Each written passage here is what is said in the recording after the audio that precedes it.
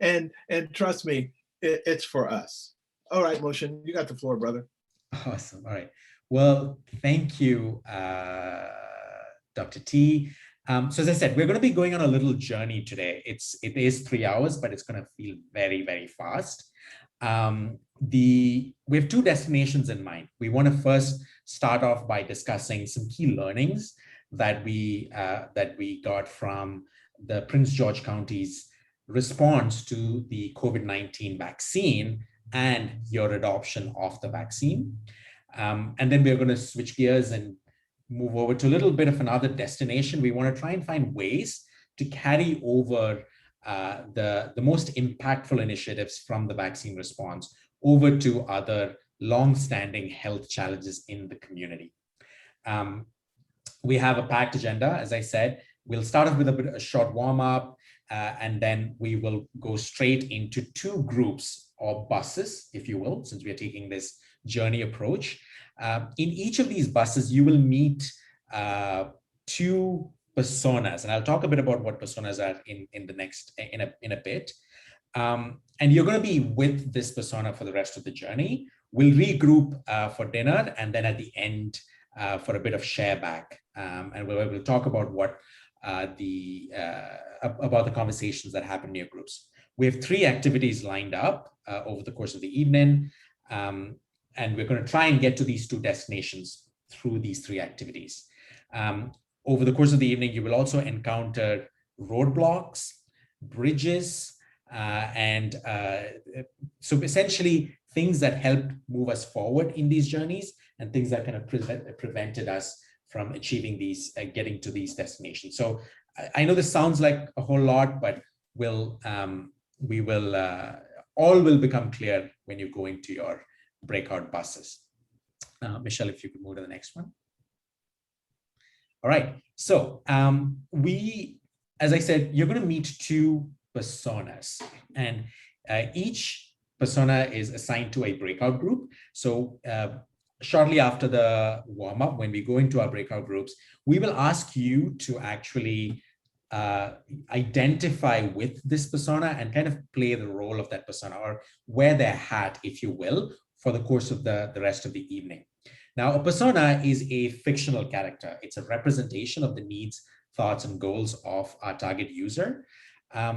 Why do we use personas? They give us a person to empathize and connect with and co-create solutions for, right?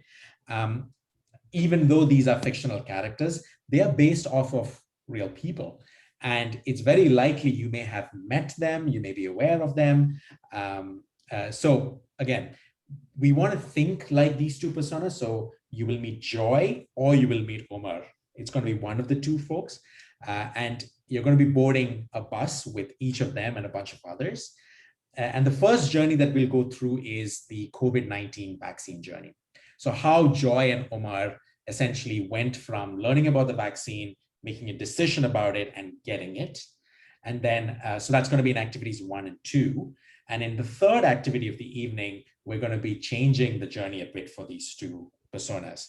So Joy is going to go and get screened for type 2 diabetes, and Omar is going to go and get screened for colorectal cancer.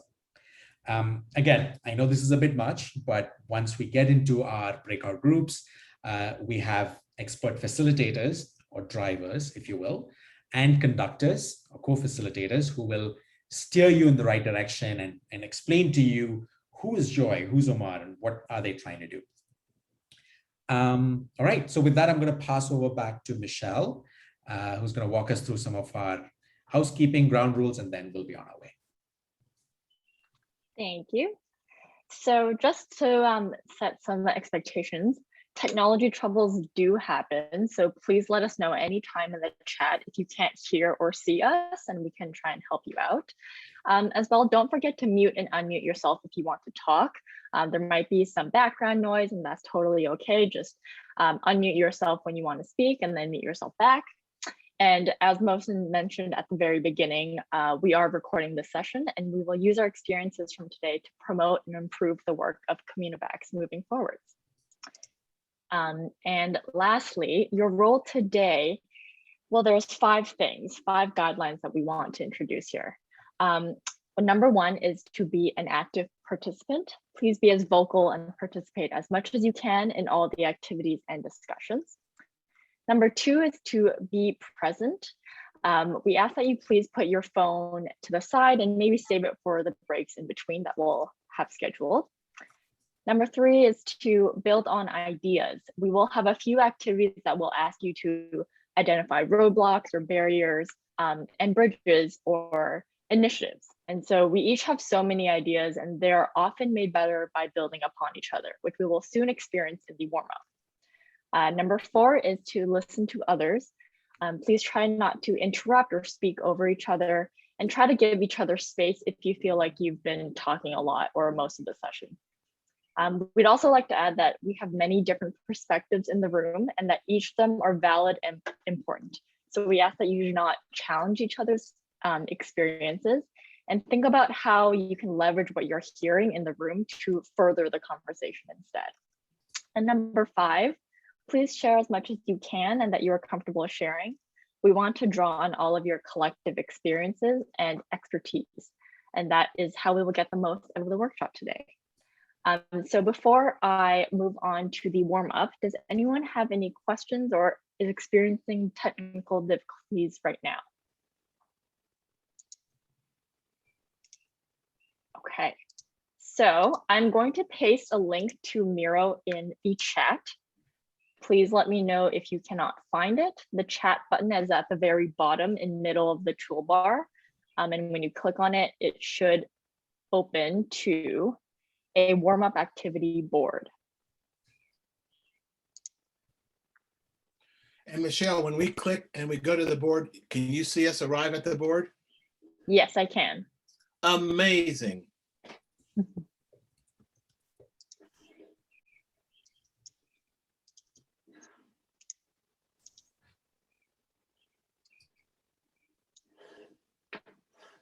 Okay, I see a lot of people zooming around. Is anyone having trouble getting onto the Miro?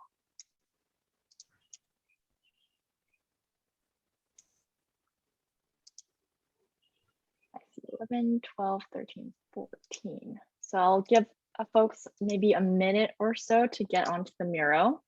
But what you should be seeing is a beige rectangle that says warm-up activity. And what I'll do is I'll actually bring everyone to me. And so the first kind of function of Miro that I want to point out is at the very top right of your screen, you should see a little circle that has a picture of myself in it. At any point in this session throughout the evening, if you ever get lost, Miro can be quite confusing and weird sometimes. Just click on the circle with the facilitator of your group, and you will automatically be shifted to what your facilitator is seeing. And so before we start the warm-up very quickly, I just want to go over some of the basic functions of Miro. So there's 3 things that we want to make sure you're able to do. Number 1 is navigation. Number 2 is clicking and dragging a sticky note. And number 3 is double clicking on a sticky note to type in it. So if you're using a trackpad, then you can easily navigate through Miro by swiping left or right or up and down. You can also zoom in and out of the screen, pinching out or pinching inwards. With a mouse, however, it is a bit different. You can either scroll up and down with your mouse, or you can click and drag anywhere on the board to kind of drag yourself sideways or up and down. Another last part of navigation is on the bottom right of your screen, you will see a percentage. That percentage allows you to zoom in and out of the board as well. And so moving on to number 2, how you might click on a sticky note is simply by double clicking and clicking and dragging that sticky note anywhere on the board. In order to type in it, you will double click again, and you will see a little cursor come up, and you are able to type. So we're going to practice all those skills in the warm-up, so don't worry if you don't quite have a handle on it right now. But for a warm-up activity, we're going to create some animals. So first, If you can find a box with your name on it, please drag and place a sticky note onto your box. Now, Mike, Big Mike, if you're hearing me, and you might have a sharp instrument in your hand, like a razor, I'm gonna drag your sticky note, and you will tell me what to type on it.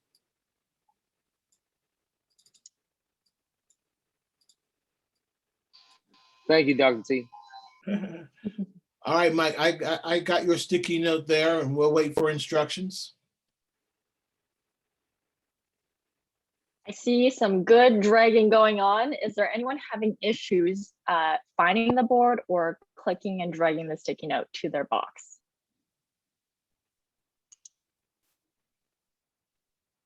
Does anyone not have a box? Do you not see your name on the board? Oops, did I do something wrong or did somebody? Hey, Michelle, did I mess up? I'm not sure. What No, are you seem looking fine. for? Yeah, you seem all right. So we have a few folks in here who are not in the call. Don't worry about it. Like, I've tried to replace some of the names that I can see from the list here, but just if your name is not in here, just pick a box that's empty and drag a sticky to it. Okay, I see. So you added Katrina and Bonita. Very good. Wesley, I saw you raise your hand. Do you have a question? That's Harry Williams. Hey, Harry. Hello, all. Yes, this is Wesley. I did raise my hand. I was looking for the sticky note. Did I miss it? Oh, yes. So I see your name, Wesley, on the top right of the board, and you can click any sticky note that's on the top row. Where it says double click, Wes, just grab one of those and drag it in. I don't have the board. Okay, we got to get him to the board. Yeah, so Wesley, you can find the link in the chat, but worry not, we'll post the link again in the Zoom chat.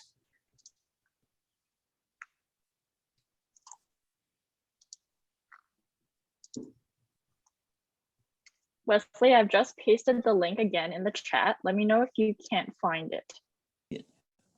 And the chat is just at the bottom of the Zoom window, sort of in the middle. There's like a little speech bubble icon. I see it now. I see the link in the chat. Yeah, just click on that, Wes. I just did. It's going to take you to the board. All right, I have the board. Woo-hoo! Amazing. Amazing. Excellent. All right. Anybody I'm gonna else bring having trouble everyone to- accessing the board?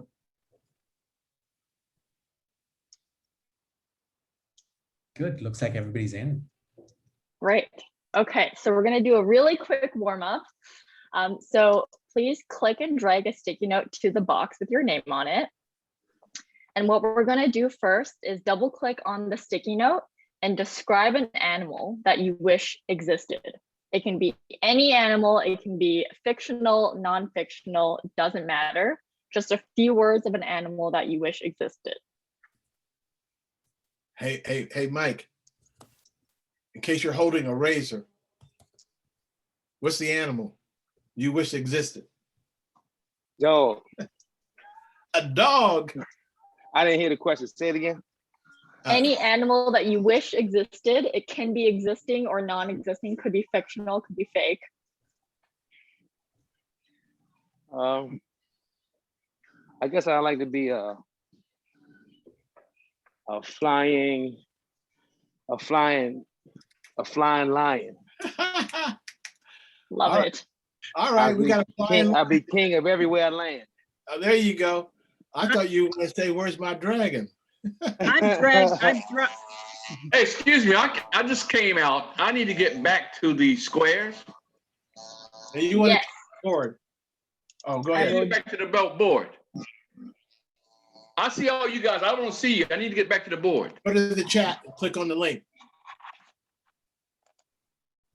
Mural is on your internet I don't have a browser, link. so it might be that you're just in Zoom. I don't right have a now. link. So, Harry, if you're in the Hollywood Squares, I can't type. No, yeah, my name is Benita Washington. You know what? I think. But I do not have a link in the chat. Okay. I This will is send it Katrina. again. This Okay, is here it is. Katrina. I can't see the board Okay. either. Okay, so Katrina, are you in Hollywood Squares? Yeah. Okay, I got it. Okay, I'm good. There we go. How are Everybody's you, got a Katrina? Are you able to see the link in the chat in Zoom? Hollywood Let me look Squares. on. Let me check the chat. Let's see.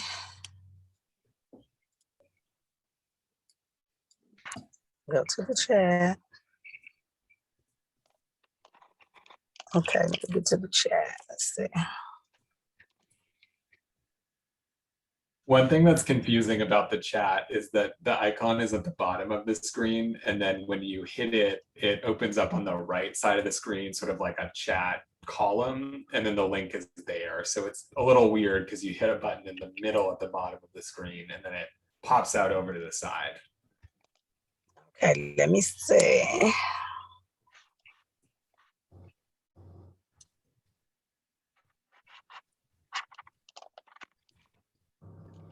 Who can see the message?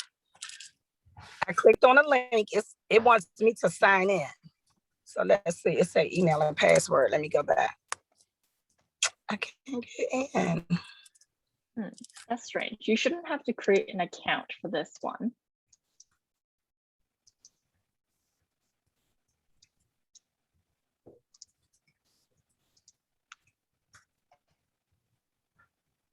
Bottom corner.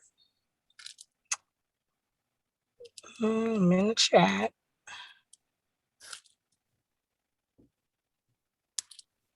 Okay, when I click on the chat, it takes me to a link. Katrina, if it's asking you to create an account, that's all right. You just follow along for now, because when we go into our breakout groups, we will ask you to join another Miro board. So maybe it's better that you sign in at that time. Okay. I think for now, just follow along. I think. Okay.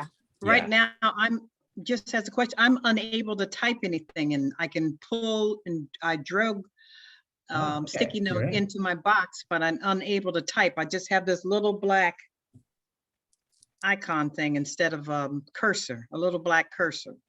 Okay. Okay. How about you try double clicking on this sticky note and see if anything changes. Right or left click? Nothing. Left click. Okay. Nothing's happening. Nothing's happening. No. Is that Mike? No, that's Harry Williams. Oh, sorry, Harry. Sorry. And Harry. Ethan Parker. Mhm. You know what? Okay, let's try. I mean, you drag it down, but you can't type anything. Yes. You know what, Harry? Sometimes it helps just refresh your browser window. You know, the little circle arrow tab. Sometimes it helps. So Katrina, can you hear me? This is Dr. T. Yes, I can hear you. Okay, I'm gonna do you like we did Mike. Did you just put something in your box, Katrina? I did, Dr. T. But yeah, Oh. go ahead and type it. Okay, Katrina, if you could have an animal, fictional or real, Mike wants to be a flying lion. So what do you want to be? I'm with Mike. I'll be a flying. Let me see what I want to be. I'll be a flying monkey. All right, you're gonna be in The Wizard of Oz. We all remember that, right? Yes. So anybody who runs into that kind of dynamic, we have somebody who will type in your box for you so everybody can be in. Okay. Not a problem. I got tigers. I got flying lions. Oh yeah, we got all sorts of animals on here. I want to be an eagle. Who was that? Edith. Why are some boxes showing and not the others? I don't get a full screen. You can What do you zoom mean in by and a zoom full out. screen? I'm only getting up to Devlon and Carrera. He's zoomed in, probably. Yeah, You can might be zoom zoomed out, in. Harry. So you know the little percentage thing at the bottom, you should see a plus sign a minus sign. You can zoom in and zoom out so you can see the bigger board if you zoom Perry, out. Right here? lower right, Perry, way lower right. Oh, okay. So this is great. So I know looking at the screen, it seems like a good chunk of folks have sort of figured it out. I know the interface is a little weird, so apologies. We wish we could be in person because it's easier. So I think as we go into the breakout rooms, what we can do is for folks that are struggling a little with Miro, totally on us, not on you, we'll just share our screens so you'll be able to see the board centrally. And when you've got feedback and stuff that you want us to write down, one of the facilitators will just write it down for you. And if you're doing well and you're writing stuff in Miro, that's great. We'll just get you to work along with us in Miro, and that way everyone can participate. So again, wish we could be in person. Thanks for your patience with this on us.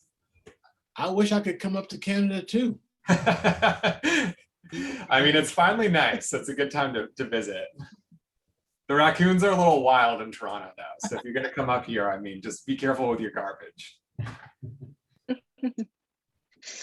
Okay, so maybe for time's sake, we'll actually open the breakout rooms now.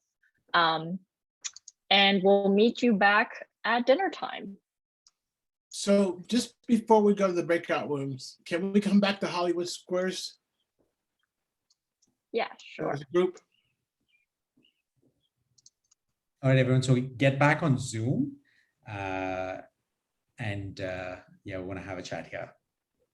So when you go down to the lower wherever and get back on Zoom, and we should all be back in the Hollywood Squares now. Maxine, are you in Hollywood Squares? I see your hand. Yes. Okay, good. So let me just say, hey, that was our first little ride. Thank you all for being patient. This technology is a very powerful tool for us, but the only way we learn it is like this together. Hi, Reverend Jenkins. Thanks for being here. I love your bookcase. You're muted, Reverend. You're muted. Reverend, you're muted. Let's see, can somebody unmute Reverend Jenkins? We've just asked to unmute. So Reverend Jenkins, you got to unmute yourself. I see your lips moving. It should be down at the bottom left. There's a mute button. Yeah, No, there's it looks like right by your mic, Reverend. next to stop video, you should see a little mic.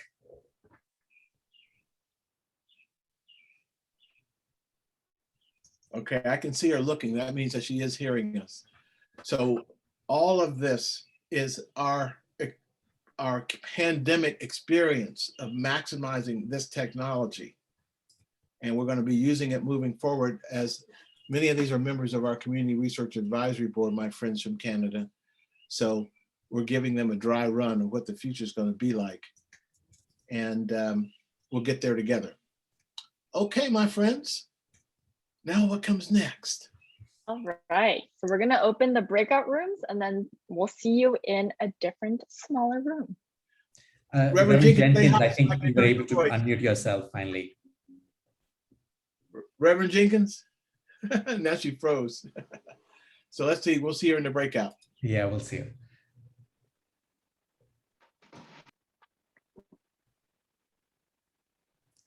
Hi, Harry. Harry, you should Hey, see I'm a good. little sign that pops up that says go into the join the breakout room. Should be on Zoom. Yeah. Yeah, just click join. All right, okay. All right, Michi. You know what? We're 10 minutes ahead, huh? So 7:10. Or 7, yeah, 7:10. So that's 38 minutes for the timer, huh? Okay. All right, see you soon. Through someone else. Hello, hello. Welcome to Team Omar. So you're in one of two buses that we've officially started. The other folks that you saw on the call are now on the other bus. So what I'm going to do, Meg and Elsie will be our kind of guides for the evening. So I'm just going to share my screen, and once I'm there, I will send you a new link to to a new Miro board where this is where our journey is going to be happening. So can everyone see my screen, first of all? Yeah, give me a thumbs up if everyone can. Good, good. All right, excellent. Okay, so Meg, why don't you get started, Meg or Elsie, and I'm gonna, in the meanwhile, send the link with the in the chat.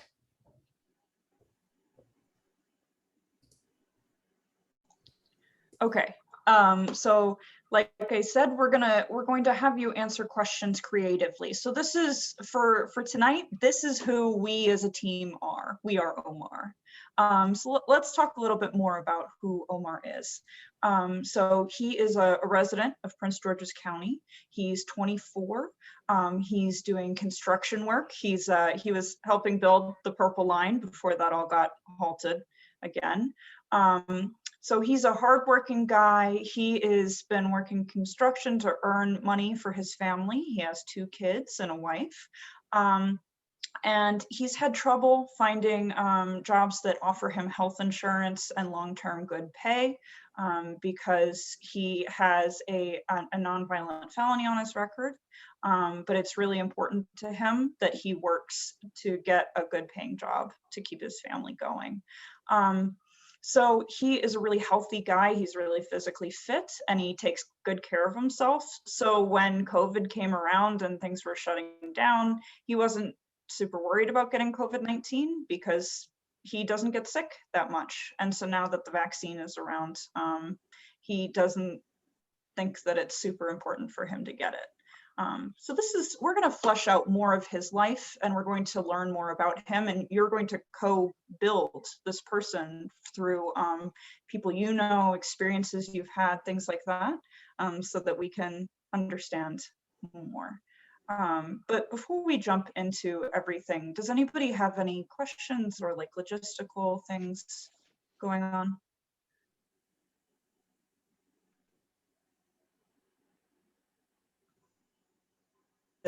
Should I click on the link now that Mosif had sent? Yes. Okay.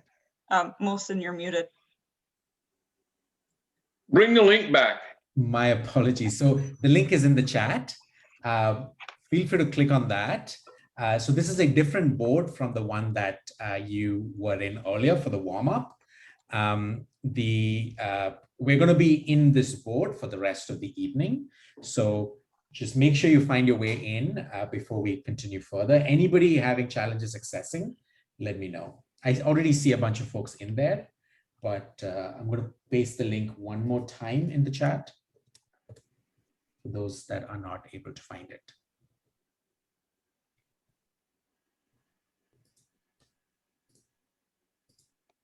Anyone having trouble getting in? Everyone in?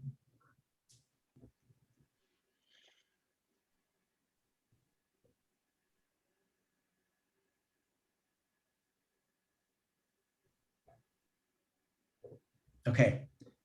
While folks join, Meg, why don't you continue with the journey phase? Elsie, do you want to step in with phase 1 contemplation? Sure, I can do that. And I guess full disclosure, I am working with 2 screens today. So if I'm not looking at you, it's because I'm looking at my second screen. So what we have built for you, we wanted today to be very interactive. And what we created is just different phases based on the cycle of change. So for Omar, we're going to begin with the contemplate. So he's thinking about whether or not he's getting the COVID vaccine. And along the way, we move from the contemplation phase to the preparation phase, and then later on to the action phase. So what we want you to think about, hopefully you have access now, what we want you to think about is at the blue, you see like the little thought bubbles. It will guide you along the way. So first, Omar heard about the COVID vaccine. It's available in Prince George's County. And then he investigates further to resolve questions. So what you have on the board are basically guides at each point, whether it's contemplation, whether it's preparation, or whether it's action, to guide you on what Omar is thinking, what actions he take. And then at the bottom, I'm looking at my screen and also motion screen. So for example, at the contemplation phase, we would want you to think about what are the roadblocks for this activity, whether it's historical inequities, whether it's lack of access to good information. And then at the bottom of those two categories, we want you to also think about additional roadblocks that maybe we did not consider. So again, you had practice in the first activity where you double clicked and then you entered your information. And if you have any issues with that, you can either type in the chat box or tell us what you want us to include and we will double click and add it for you. So maybe we can test the first phase, Meg? Yeah. Okay. I guess before we move on, does anyone have any questions or any technical issues?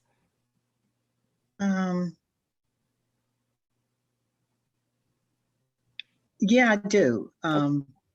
Because it's, since I'm already looking at some historic inequities there, I'm a little confused as what is my role here? Okay. You know, it's, you know, maybe it's just me, but I'm not seeing what my purpose is, because you've already got a lot of things here that can be expounded on. So why am I here? I'm just being honest, okay? No, that's a great question, Edith. So, and if I may, so as I mentioned earlier, right, like what we want to do is, Omar is the character that we want to kind of essentially role play for the rest of the evening. So we know it's challenging to think like somebody else, but for Omar, what we want to do is try and think about the, you know, the challenges that Omar may be facing as he is trying to learn about the vaccine, for instance, right? So for instance, we know that one roadblock that Omar could have as he's trying to kind of consider whether to get the vaccine or not is that there is, you know, there's generally a lack of access to good information, right? So we know that early on in the pandemic, and even now, there continues to be, you know, misinformation, that there continues to be challenges with, not everybody has access to a, you know, fast internet connection, and, you know, and, you know, not everyone is able to identify, you know, between verifiable, legitimate sources of information versus other pieces of information for the vaccine, right? So these are all roadblocks that are in his way as he's trying to navigate learning about the vaccine. So the yeah, so there are three kind of phases to it. What we've listed down. I think I got it now, because right now I see you're not meeting the 24-year-old where he's at. You're not meeting him. Okay, you got to come to his level, come to where he goes, and I don't see the club on here. Okay, so there's a, you know, I'm just giving you an example. It's he's 24 years old. You know, these things are there, but that's not where he's at. You know, as a young male.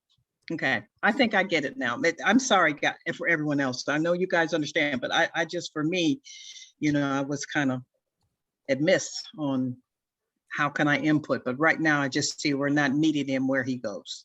Exactly. And that's, again, do not apologize at all. Like if you had that question, probably others in the group also did, right? So we want to kind of feel free to, you know, share and ask away as we go through the activities. Because what we essentially want to try and do is, we've listed down a bunch of roadblocks here, which kind of was uncovered as part of the research that Communivax did. So Dr. T, Sandra, and his group did. So we've listed those down here, but we want to know if any of these resonate with you as you think about Omar. So that's the frame of mind we want you to think about. Omar is the person who's trying to get the vaccine, right? If any of those folks have had challenges, if Omar has had challenges as he tries to contemplate, as he tries to prepare to get the vaccine, and as he tries to actually get the vaccine, we've listed these down here. Feel free to navigate through and let us know if anything stands out to you, right? Any of these roadblocks that really, really make, you're like, yeah, that's the biggest one that Omar is facing. We want to talk about that. Yeah. You know, I'm trying to type into the double click for the additional roadblocks, and I can't type anything. Are you the one with the yellow? Right here in the roadblocks. Okay. Right. Mr. Williams, if you want and if you don't mind, you can voice what you want the roadblock to be, and I'll type it for those who are having technical issues. I have a question though. What's this educational attainment? This is a question we hadn't really discussed before. What? Well, that's a very acute question. Right. And I think, Harry, Mr. Williams, for the purpose of the exercise, we can assume that he has dropped out of high school. Okay. Do you think that's common around here for construction without a doubt? Prince George's County has a very high level of individuals who are subpar in their education. No. My concern is English his first language? Yes, we can assume so. We can assume that English is his first language? We can. Okay. Yeah. Here's one of the things that we found out through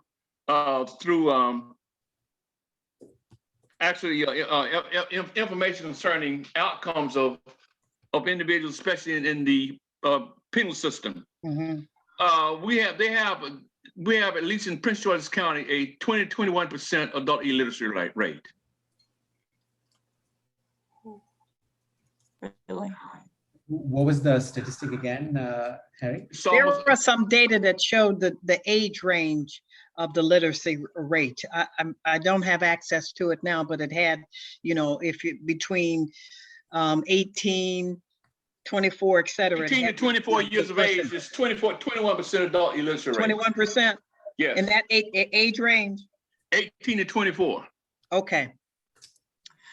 So when a person has issues like accessing written material, where do you think they get their health information from? It comes from friends, associates. Okay. And So friends and family. Is that's the impediment. That is the impediment, because they're following false information of persons who are not trying to improve themselves, but want to maintain a presence of their powers in wherever their social strata is. Okay, so if that person, yeah, please. No, I have a question. I guess I'm almost in the same box with Edith. I guess no pun intended. I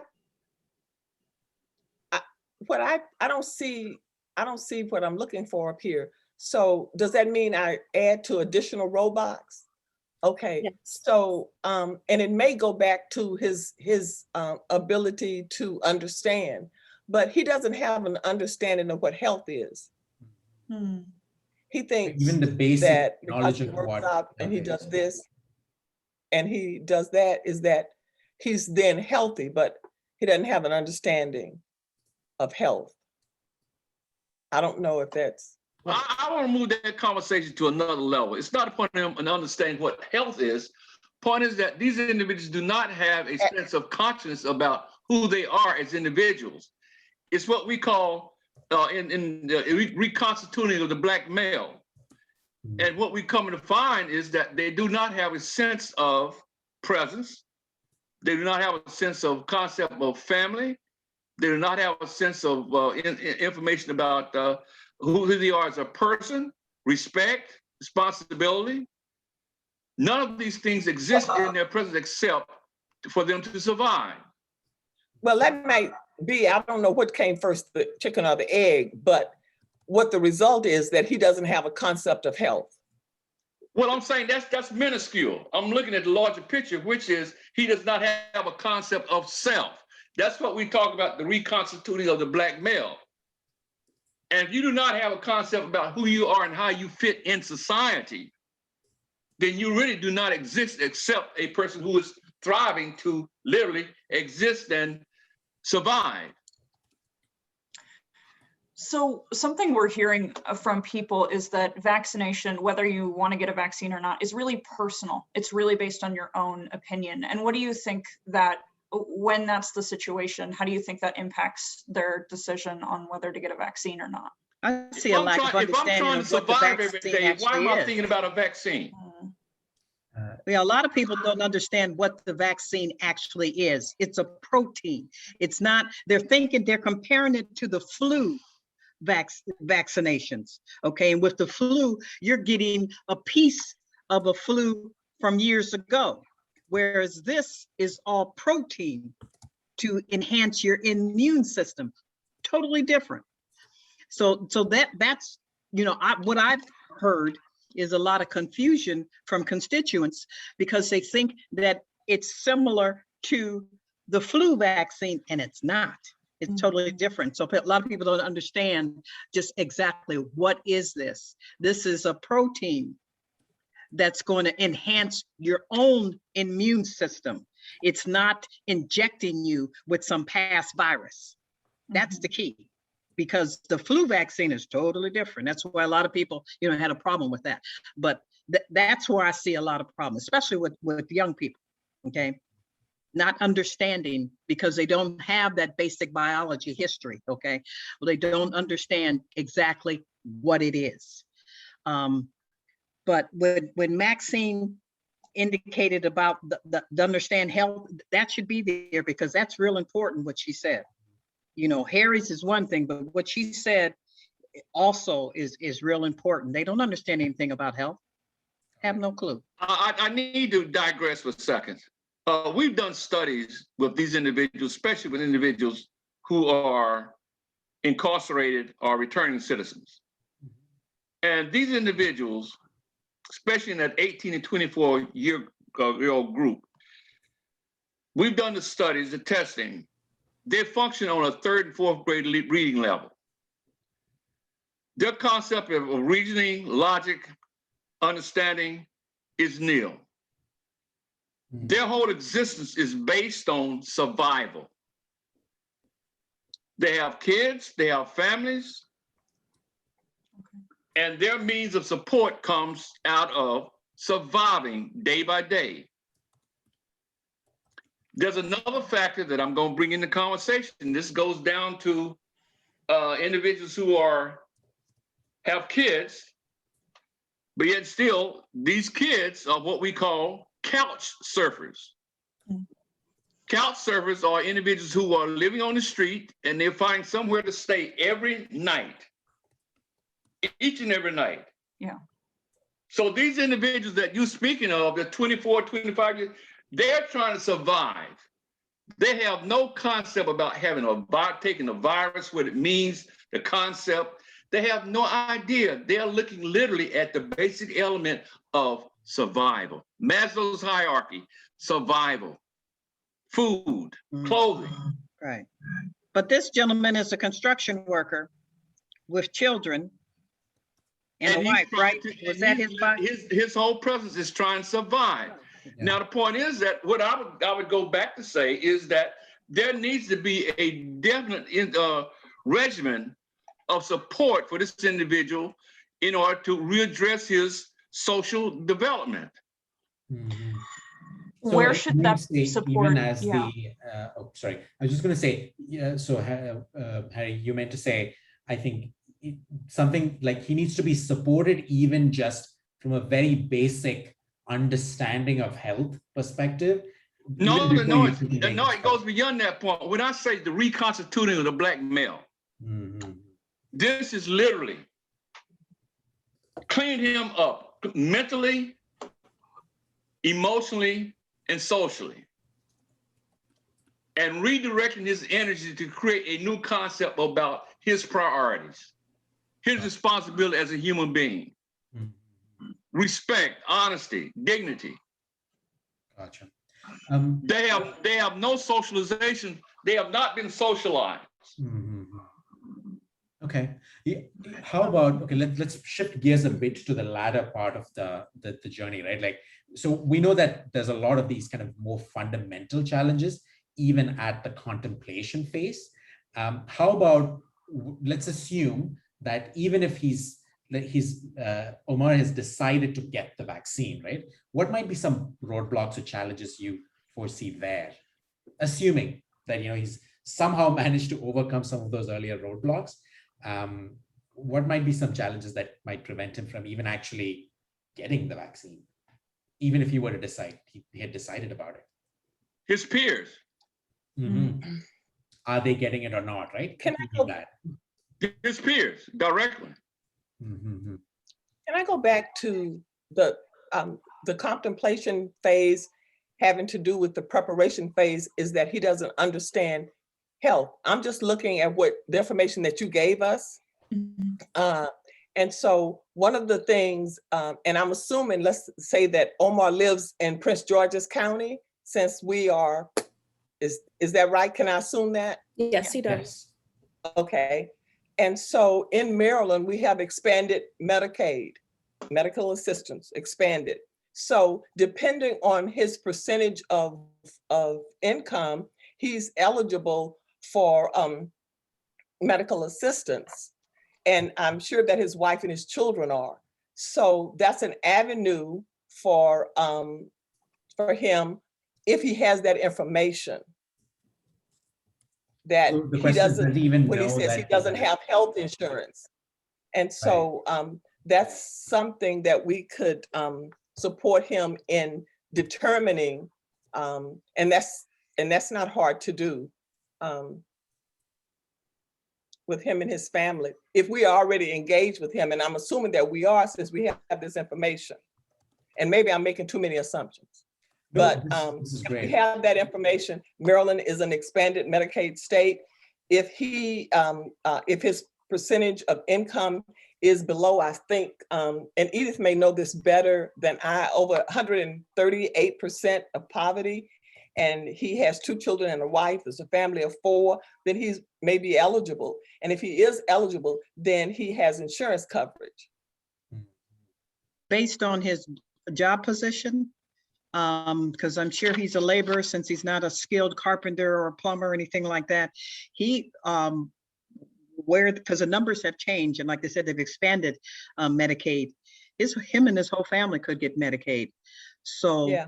There could be documentation sent to encourage preventive health care, because I know through Medicaid, they do send out notification about, getting preventive health care. So, they could step up and send out more information about how to get access to preventive health care, and some incentives on, if you don't have a ride or whatever to get there, give them some motivation to get access to preventive health care.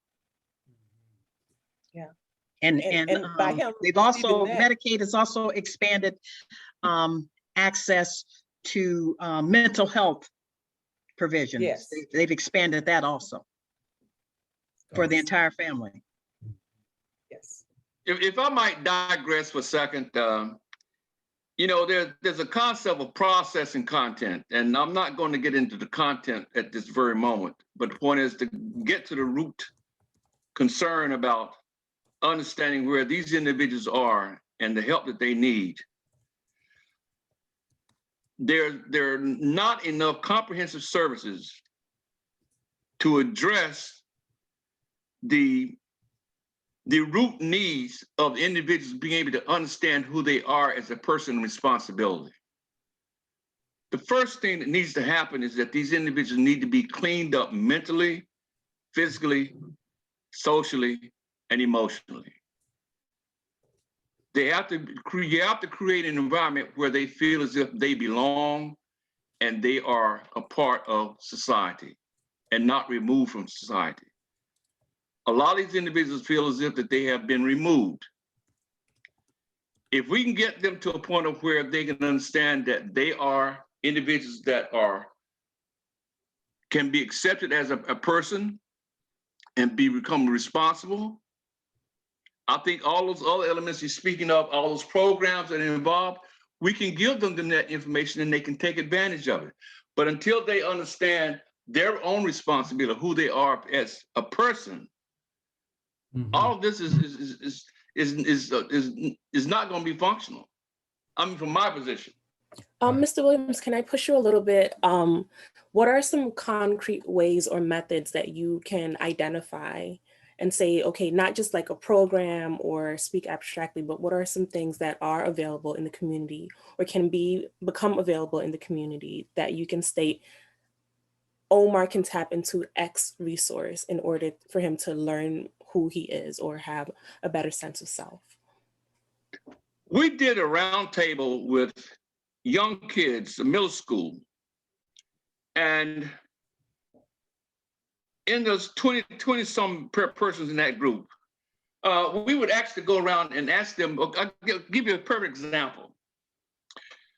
Individual goes into a store, he steals a piece of candy, and his response to why did you steal a piece of candy? And his response to well, it was only $1. Does not understand the consequences, whether it's $1 or $10. Point is that you are stealing. So my point being is that you have to recreate a substantive individual who is able to use deductive and inductive reasoning, logic. It's just a person that has a conscience about who they are as a person, belonging to a community, responsibility. You clean them up mentally, physically, emotionally, socially, then they're able to adopt and listening. Right now, they are not capable of doing that. And regardless of how many services you put to them, if you do not follow them through those steps, they will not be responsible enough to take advantage of it. So is this, where's the touch point? To Elsie's point, is this at school? Is this at home? Is this at the church? Is this at, where is this, the long-term relationship or like the person who works with them, where is that? One of the programs that we put together was that we had to bring the returning citizens, we had to reconnect them to the mother and the child. And what we found out is that if an individual is so incapacitated mentally and educationally, how can they share pertinent information in directing their kids how to become a person, a responsible person of society? So the point is that it has to be a three-pronged approach to bringing the family back together and allow them all to understand that they have a direct connection and they have to be responsible. Because right now they have no sense of responsibility. Okay. So the family. The family, thank you.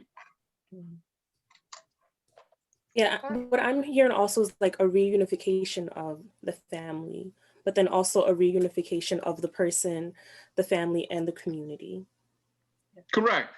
I'm trying to figure out why we figure Omar is this, that describes Omar. I don't understand how we got to Omar to that's his being irresponsible and all of that. I don't either. I don't either. understand how we got there. Because Omar's not that's not his bio. Yeah, that's not who I was just Omar gonna say- is. Yeah, I was just going to say that, Maxine. So, I totally appreciate the direction we're going, but I think for the purpose of the conversation, I'm going to request you all again, one more to kind of just going to think like Omar here. So and again, when we acknowledge that these are big fundamental challenges and roadblocks that exist in the life and, in the vaccine journey of individuals like Omar, but putting that aside for now, I would like to kind of really push the conversation further to a bit more tactically, assuming, let's say, that Omar somehow is able to get through some of these obstacles and challenges and is at this point where he can now get the vaccine. Like he's decided to get the vaccine and he's going to go and get it. So he's made up his mind. I'm just curious to hear your thoughts on what the big roadblocks are for him here. Again, think like Omar and assume that he's kind of gone through those first few stages of the journey and reached a point where he's decided to get the vaccine? Motion, can I prompt you a little bit? Maybe we can like revisit that snapshot of Omar, just so we know like what his background is and what are the contextual information that we're using for Omar.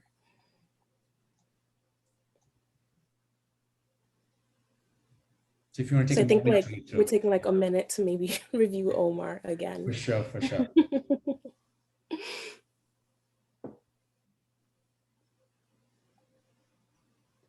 So I think something to keep in mind is that, again, he has a family, so wife and 2 kids, but he doesn't think he needs the vaccine. Again, to our discussion around health insurance, he doesn't have, and he's not even aware that he may be eligible to Medicaid. And he also, again, like we know that, there's a general mistrust in the health system, and he doesn't think he's treated fairly in the healthcare system. So some things to keep in mind as we think about the rest of the session. So again, I'm going to keep asking the group here to go back to Omar, like defer back to our description of Omar and use that as an anchor for a thought process. I would recommend him to attend Delegate Eric Barron's expungement clinic that he has. Usually does it every summer. He's done there's been several expungement clinics to get that non-violent felony removed. He may have that possibility. So I would suggest that he attends an expungement clinic that there's a couple of agencies in Prince George County that have those. That is great. I've just noted that in the next activity. So it's in activity 2, that's where we're going to talk about some of the solutions, but I've just made a note of it so that we don't lose that.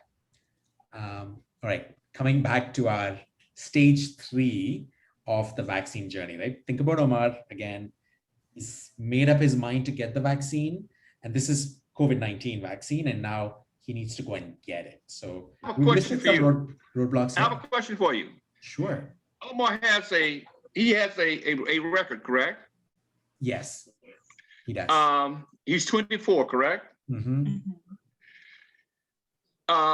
He's unemployed, correct? No, he has a job. Yeah, he works as a construction worker. He works as a construction worker. That's right. But he's not had a stable kind of job security situation. That's not something that he's had. Now, just for point of conversation, based on those individuals who he's working with, construction workers, right? The conversations that probably take place, do you think they're more supportive of vaccines and the necessity of a vaccine, and also point of taking care of their family? So I'm saying to you, his peer relationships will quite often shape his decision making. Right. Yeah, we have that listed up at the top. He decided to started to form an opinion and spoke to people he trusted, and that was his peers. So we have that. Yeah, assume for this stage that he's made up his mind. So which way? So we're really trying to kind of probe at that last mile challenge or roadblocks here, right? Like he's made up his mind, assume that, and now he needs to get the vaccine. So what's holding him back now? And again, we've probably getting time off the job to go get is he going to get paid time off the job to go get the vaccine? Exactly. And so he needs paid time off. Yeah, and suppose after he gets he's heard that he may have side effects, and so that may require him to be off a day while he works through those side effects after he gets the vaccine. So all of those things probably weighing in his mind, because he doesn't have sick time and he's a laborer, and so he probably works day to day without any benefits. All right, that's great. I think, yeah, we guessed that might be one big challenge that he he faced, and we kind of had that in here. But you don't want a solution. You not right now. You want Not right now. Not right now. Hold that thought. So we'll get to that in activity 2, but for now, not yet. So, have you considered the conversation that he should have had with his family in reference to why he should get the vaccine? See, that's a great. I see. That's interesting because. So, do you mean to say like maybe his family thinks differently and might influence his decision? I'm just saying. Here's the whole point about concept of who you are as a person, and also sharing information with your family. Is there a point of being able to talk with your family and understand what their desires are and the importance of that? I mean, this is about development. I want to interject. Mr. Queen, I see you in the shadows, and we haven't heard from you yet. And I wanted to know if maybe you had anything to contribute to this section. You're muted.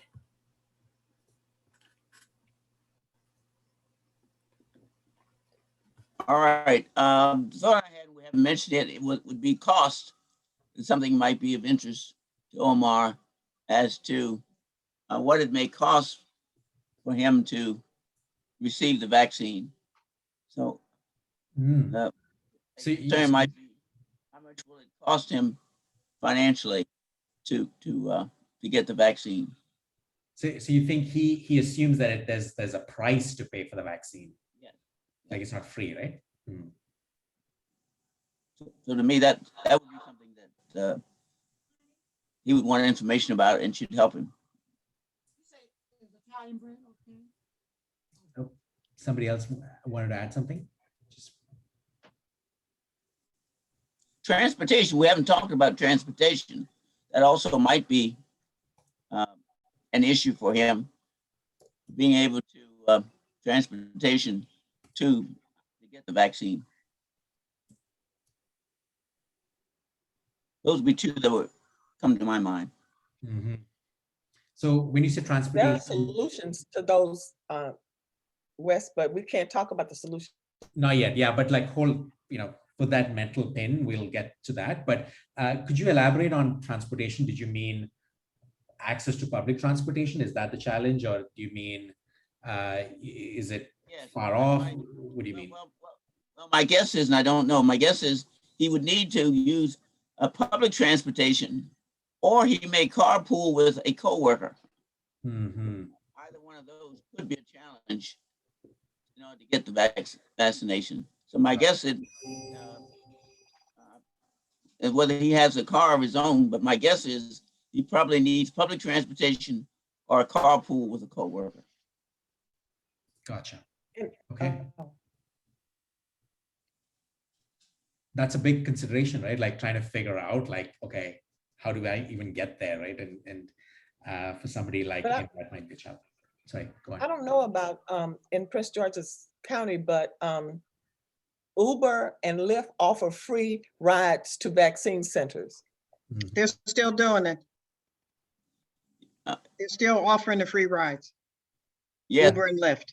But the question is whether he's aware of that. Yes. That's why I go back to the idea of what health is. And that's the conversation. That's for me anyway. Well, to build on that, I'm looking at the genesis of the development of an individual and responsibility. And this environment, this population that we're speaking of, he has a record. His association, I would imagine, would be with individuals who are suspect in their element of rationalization. The other piece of this, I don't think that he has a support mechanism that's going to give him positive information in reference to the vaccine. And I still want to go back to this element of reference to development. Is he sharing this information with his family, or is he making the decisions on his own?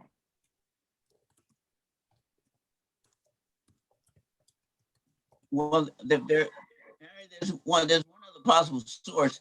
Let's assume he has a probation officer that he reports to, let's say monthly, I don't know. So my guess is some of this information could be provided through the office of the probation officer.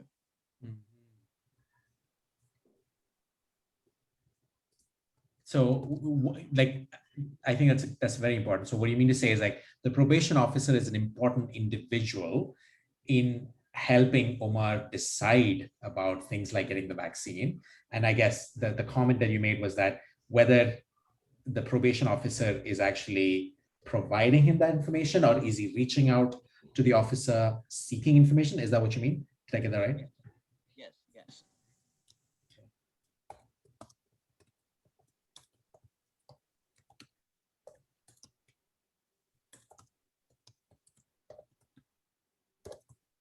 Now, there's one other, which we haven't talked about, which doesn't happen very often. There is usually a union. If you work for a construction, and there may be a union there that try to, of course, first get him to join that union, but they also could provide a lot of this information. There's a construction union at the facility. So like, for instance, has the union officially endorsed the vaccine, for instance, right? Or are they sending out directives to members to actually get the vaccine? That's the question, right? Is it a requirement? Mm-hmm. And probably, let me ask you this, is he an apprentice? Probably so. Yeah, he's 24 years old. Let's assume he's early on in his, I don't know, construction worker journey. I'm saying he's an apprentice. Yeah. And my experience, I've literally have seen, understand, is that these programs which are supposed to provide these services are ill-equipped to give directives and support to individuals of Omar's position.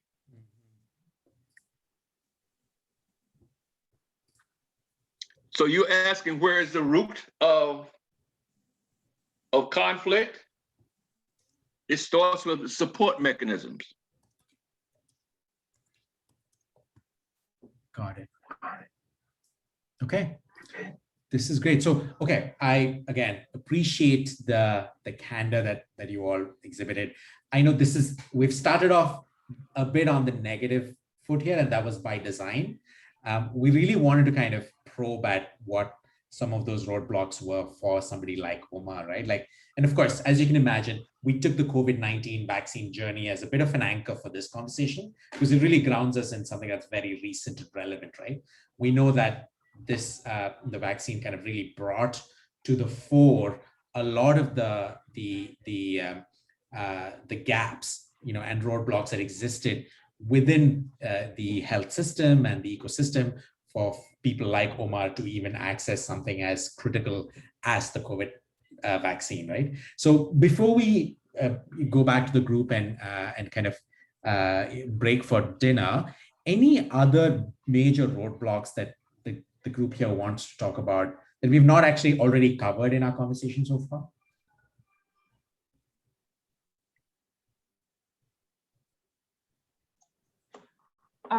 Something maybe about a conversation with his wife, or talking about their kids or something like that. Well, we haven't talked about a neighbor. Well, we talked about peers, but I think I like that. So neighbors is another. Well, those would be his peers. Mm-hmm. So basically talking about the social kind of, his social network. Yeah. His social network. Mm-hmm.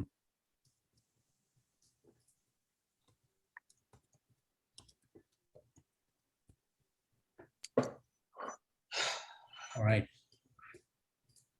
Anything else we've missed?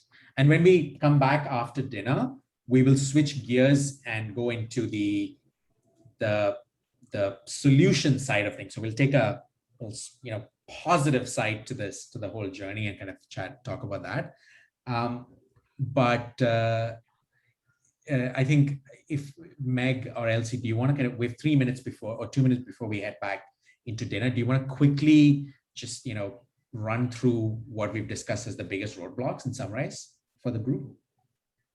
Yes. Okay. So for Omar, Omar heard the COVID-19 vaccine was available from maybe his healthcare provider, maybe through Medicaid. Some of the roadblocks that are in his way are perhaps his literacy level, or his health literacy level, and understanding more about the vaccine. And then he talked about the vaccine with his peers, potentially people at work, his union, and some of the barriers in preparing to get the vaccine is knowing, we've talked a lot about social network, but what is that tangibly, like, what is the barrier there? It looks like not knowing generally, or not understanding. Does anybody want to kind of add to that, what the specific barrier? What are you asking? So we have social network as a facilitator, but we don't really have like what specifically is holding him back, other than like he might not have insurance or something like that. Do you know what I mean? So like we have things that he does to prepare, but what is holding him back from preparing to get the vaccine? We haven't mentioned it, but his prior experience with the healthcare system. Okay. May be a factor. We don't know what his prior experience with the healthcare system or injuries. Yeah, Meg, I think the idea here is that Omar defers to his social network for decisions like this, which is not necessarily a bad thing, but it is a roadblock, right? Like it may not be, his social network may not actually have fully endorsed the vaccine or gotten it yet. So that is a bit of a block in that way. But yeah, I think the barrier is that he defers to his social network rather than to, say, healthcare providers or other individuals who can actually guide him, right? Yeah, it's like lack of trust with the healthcare system, period. As a Black man, lack of trust with the healthcare system. I mean, there's so much implicit bias and racism, who's he going to trust? We've done this in the MD crowd with Dr. T. And one of the basic elements of myths is that we found that they come from their association.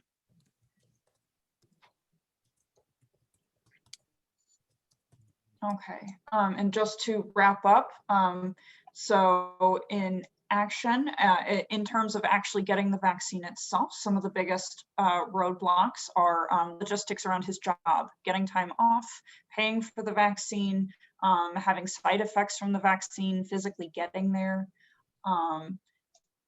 and facilitators could again be his social network. Excellent. Really quickly, something came to mind, that he has 2 children.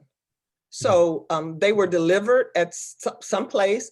And what about their child and immunization visits? So if that's going on, he knows something about the quote unquote, the system, if they are accessing that system. And we just don't have that much information because of the narrative that we have. It's not, but yeah, that could be a jumping off point when you talk about immunizations with him.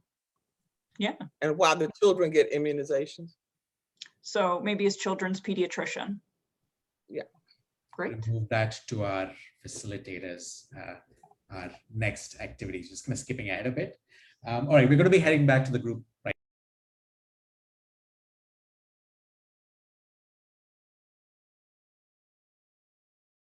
Sorry. Welcome back, everyone. It looks like there was a lot of conversation in your groups, and we understand it took some time to truly think like Joy or like Omar. And again, this is part of the struggle, right? We really want to kind of empathize with these individuals who are, as I said, not necessarily fictional. They're fictional, but they're based off of real people that you may actually know of. All right, so we have 2 more activities to go. What we're going to do is break for dinner right now. We'll take about 20 minutes. Unfortunately, it's a very short dinner. But don't worry, feel free to continue having your dinner as we start activity 2. So I'm gonna get us to come back by 7:40, and then we'll slowly ease our way into activity 2 right after dinner. So we should stay in the Hollywood Squares. You're Yes. gonna put some music on in the background? We will, yes. Please do not navigate away from the Zoom window. Just mute yourself or turn off your video if you'd like to, but stay here. We'll have a timer up and going, but we'll kick things back up again at 7:40. Very good. Have a nice dinner, scholars. I'm waiting for DoorDash. I hear you.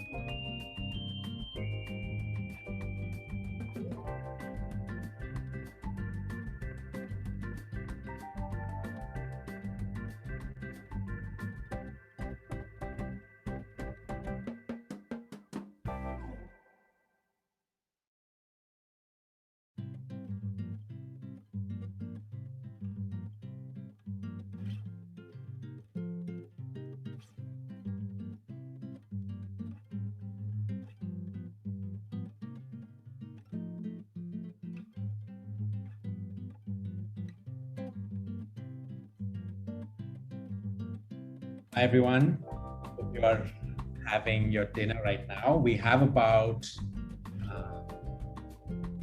3 minutes left till we get back to, we'll head into activity 2.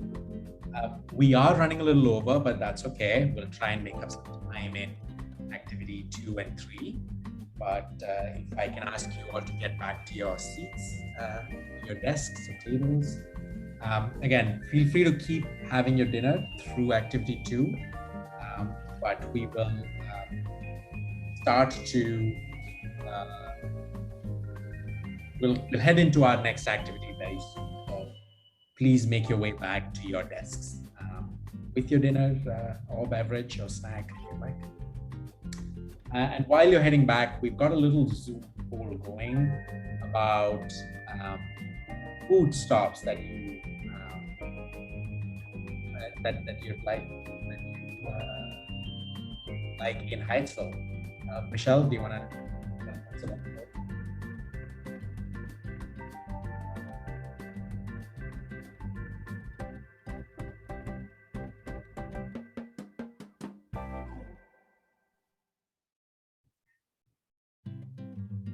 I think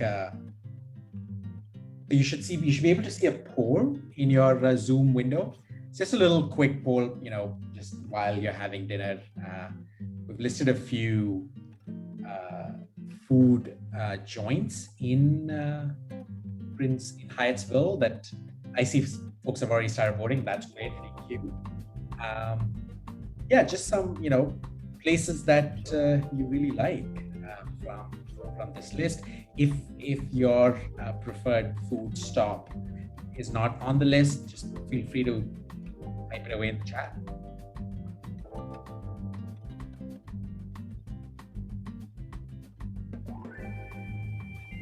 Motion, Dr. T, can you hear me? Yes, we can. I like your music selection. Who is this? Hold on one second. I'm just gonna, Michelle, would you mind turning down the music a little bit?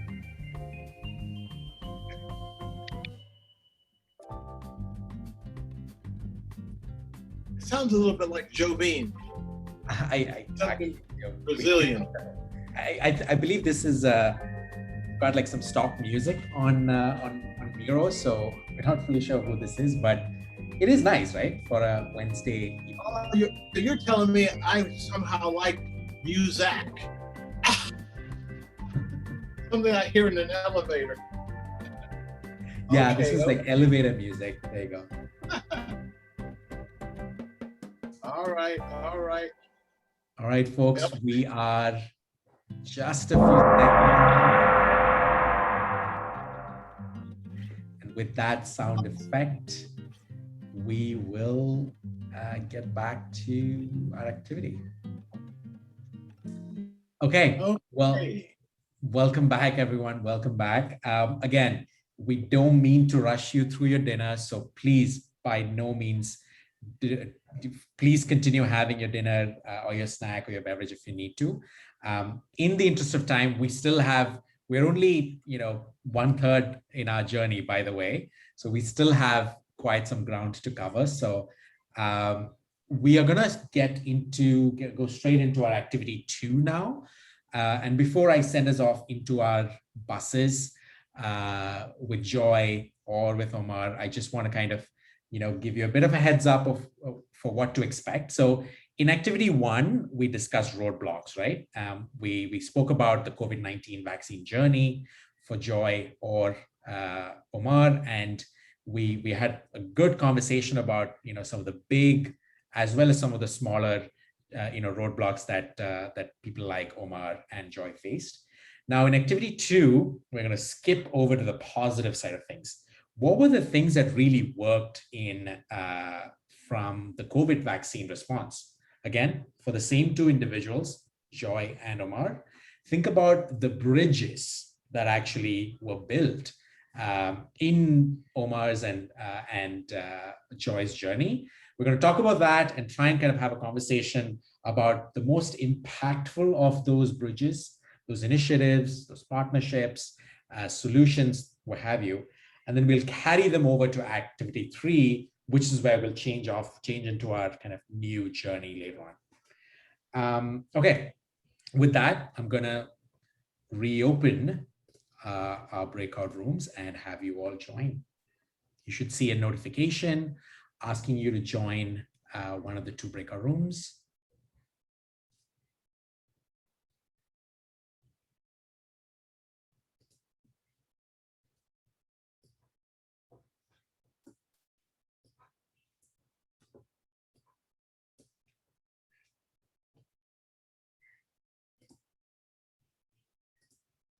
That 20 minutes went very quickly. It did. It did. And and especially, I totally get it again. Apologies again if we made you rush through dinner. That was not our intention. So please feel free to continue eating. We will not mind at all. I just had my banana, so I'm ready to go as well. All right, I'm going to share my screen one more time. And go. Okay, so this time we are going to switch over to 30 minutes. Okay, great. To the bridges side of things. So over to you, Meg and Elsie.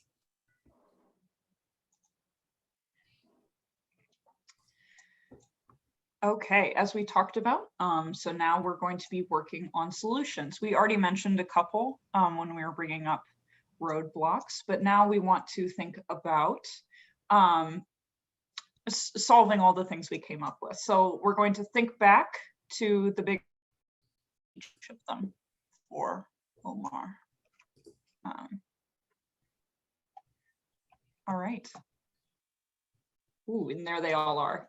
We're in the same board as we were before. It's just shifted over to the right. Is everybody able to see where we are now?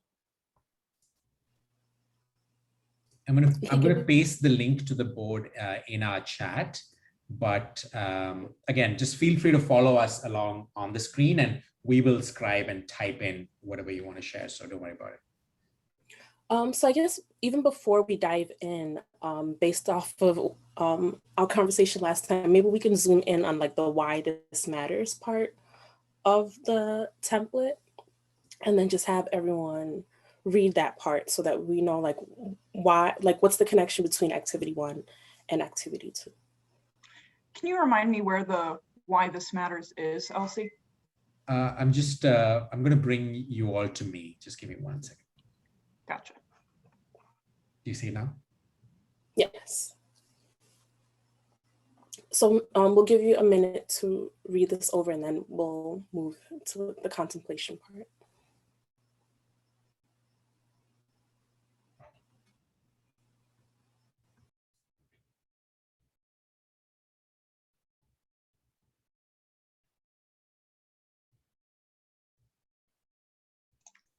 Hey, Mohsen, could you move your cursor? Sorry. Thanks.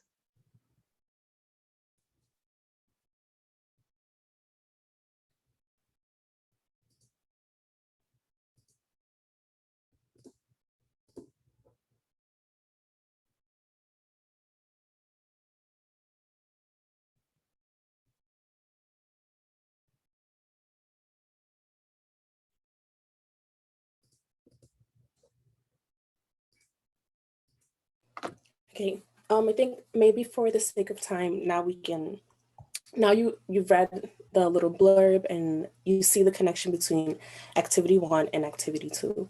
So for this one is the same format. I might be a little bit lost on my bus, so let me catch up to everyone.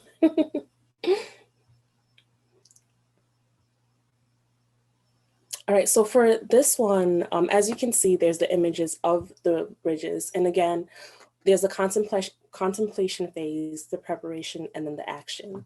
So I'm going to zoom in. So the little blurb for Omar says, like, when trying to learn about the risk factors for colorectal cancer, Omar felt supported by. So in this activity, we've moved from Elsie, sorry, I'm just going to pause you there. So we're still in COVID-19. I think that is for activity 3, but no way that happens. So we're now looking at the bridges, the solutions that actually worked for Omar in the COVID-19 vaccine journey. What Elsie was talking about is actually for activity 3. So I'm going to ask you to kind of, not, you didn't hear anything about colorectal cancer just as yet, and that's totally okay, Elsie. So so what we want to do is, take a moment to read through some of these initiatives. So what we've listed here essentially are the solutions, the bridges, if you will, right? We talked about roadblocks in Omar's journey. Now we're talking about the bridges that were built that actually helped. And these are real bridges from Prince George's County. So these are actual initiatives and solutions that were put in place during the COVID-19 vaccine response. So to give you an example, in the initial contemplation phase of the journey, again, as Omar was heard about the vaccine first and tried to contemplate about it. We know that leaders really came on board and modeled the vaccine for them. So we had folks like County Executive Angela Alsbrooks kind of taking the vaccine on camera. We had faith leaders calling on their congregations to actually get vaccinated, right? Then we know that actually, this was discussed in the earlier conversation. We know that workers' unions actually, came out in support of the vaccine and kind of, sent out recommendations to their members to actually get the vaccine. Similarly, we know that there were a lot of campaigns on social media. We know there were a lot of individuals and organizations that actually, really got out with the mission to get the right information to Omar, right? We know that, there were folks handing out flyers at metro stations. We know that there were radio stations, that tailored to the African American community that were promoting vaccination. There were billboards, there were Facebook Live events. So there was a whole bunch of solutions that were available to Omar to help him contemplate about the vaccine, right? So that was in the contemplation phase of the journey. Then if we shift gears to the preparation side of the journey, this is where Omar is now kind of, he's trying to decide, he's about to make his mind on whether to get the vaccine or not. And again, several initiatives here. We know that there were local groups that actually promoted vaccine adoption. We know that, again, faith leaders, again, continued their work to try and get them to actually get to the vaccination clinic. We know that there were coalitions like the Prince George's Healthcare Action Coalition that were active in trying to, again, promote vaccine adoption. Lots of events and programs that promoted this. I know Dr. T actually ran a series of successful Zoom town halls, primarily, again, with the goal of convincing folks like Omar to actually get the vaccine. We know that the group called HAIR, so which is basically the community health workers group made up of hairdressers that Dr. T kind of runs. That group was very active, again, promoting vaccine adoption and vaccination.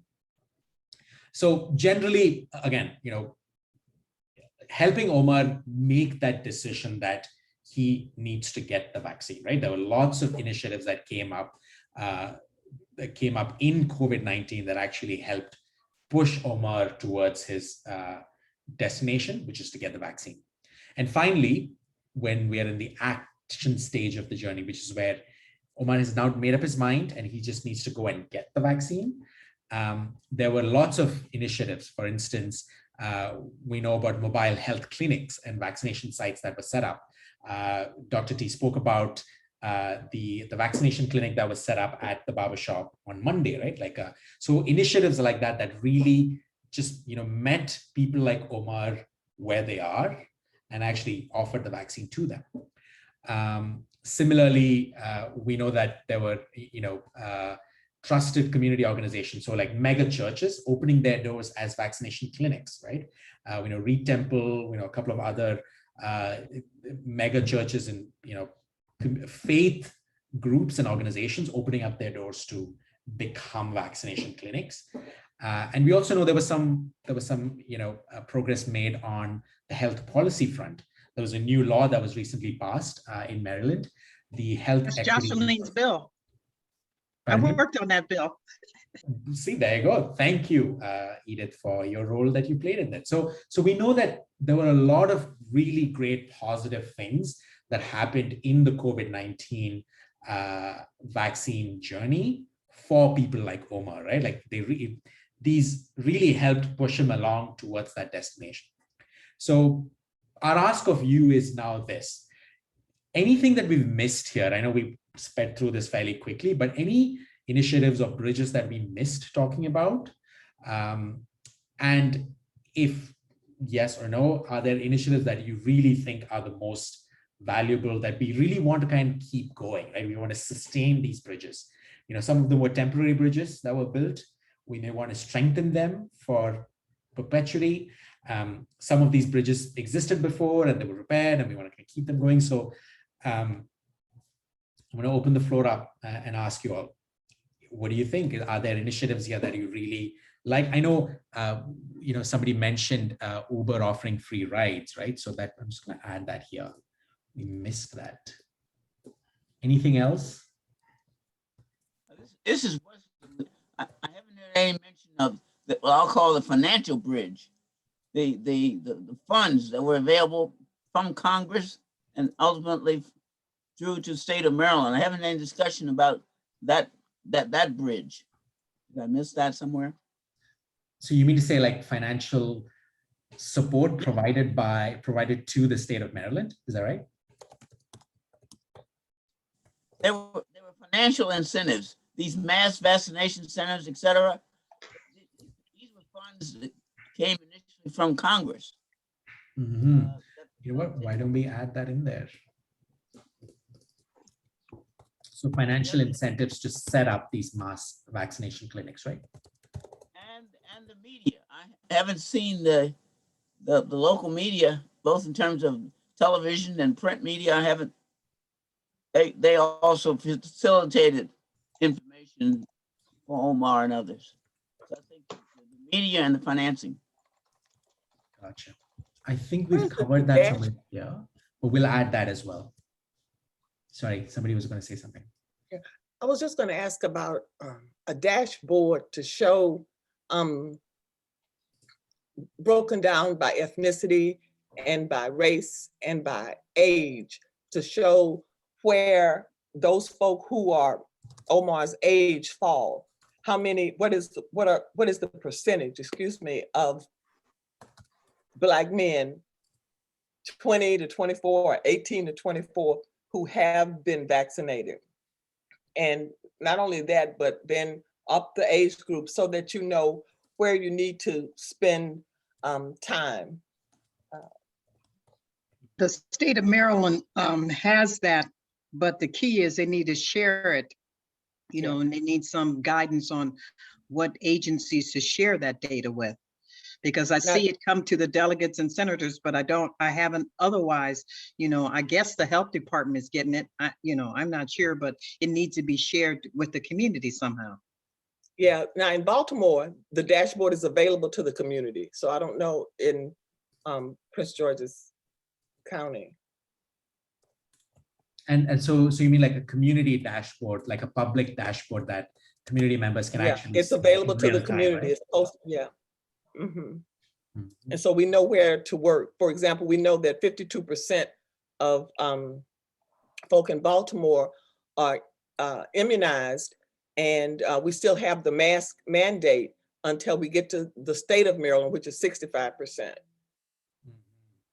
So that's important information to know in your community. There is a community dashboard in Prince George's County. Oh, it is available. I couldn't. You keep breaking up, Wes. I didn't hear you. What? In Prince George's County, there is a community dashboard. Oh, okay. There is a community. In addition to that, all of the elected officials, state elected officials in Prince George's County and county elected officials have that information as well. Sorry. So is it public? I mean, does the community have access to it? It is public. If you go on to the county's website, the Prince George's County website, or into the website of any of the elected officials at the county level or state level, you have it. I think we're seeing an interesting situation here that it may not be adequately promoted, or so I think that might be a bit of a gap there. So I'm going to just add that as a note here. You know, now that things have opened up somewhat, we need to meet people where they're at, you know, as far as passing on information about getting vaccines to the people that come to the food banks. You know, passing out information, you know, any type of information as far as healthcare, literature, whatever can be passed out when people come, you know, to the food banks, which are visited frequently now. Also, you know, we need to meet the 24-year-old where he's at. You know, let's have a hip hop event for vaccinations. You know, now that things is opened up, we can open up that stage and have some of the local hip hop artists there, and you know, help people, you know, get vaccinated or something. That is, I was going to talk about that in the Facebook post. You know, we're not going to social media to look at all of the stuff they say about the vaccine. It's all wordy. You know, it's a lot of words.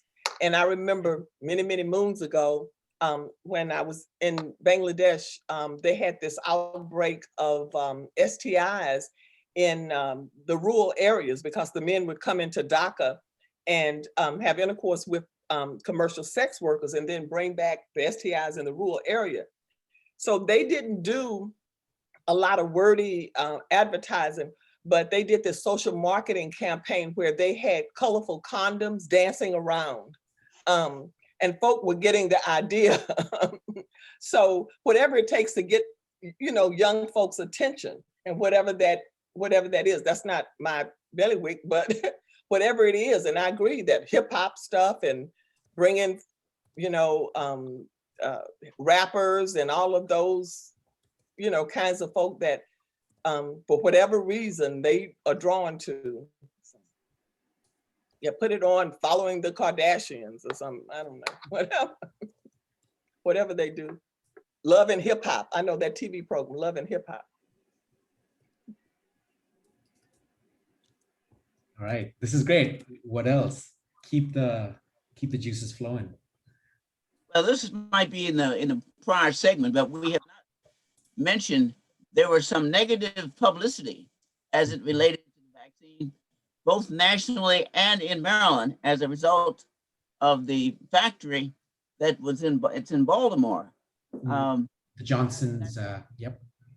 Yes, that negative publicity has something I'm sure could or should have been considered as well. And then the response to that. So I think that's more of a roadblock. I'm gonna add that in there so that we don't lose it. In the meanwhile, keep thinking about solutions, thinking about bridges. I need to share a story with you if you don't mind. And this is about misinformation and disinformation. I have a gym buddy that works at NIH where they make Moderna. He has scientists there that he talks to, and we talk about it. They said they will never take the vaccine. These are scientists. He comes back and tells me this. So this is about misinformation, disinformation. And even though this is not going to affect Omar, but the point is that conversation is out there in the airwaves. Now, in reference to Omar, I have to keep getting back to this.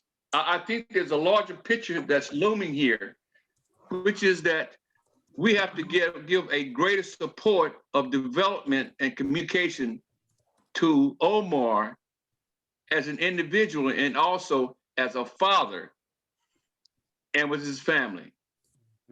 I So think basically appeal to his family kind of, appeal to right. Let me finish. I think the family unit is so crucial to creating a sense of entitlement, for lack of a better word, in reference to them being involved with each other.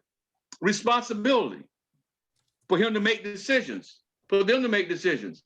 We're talking about development of a healthy community. A healthy community is about developing all the citizens of the community.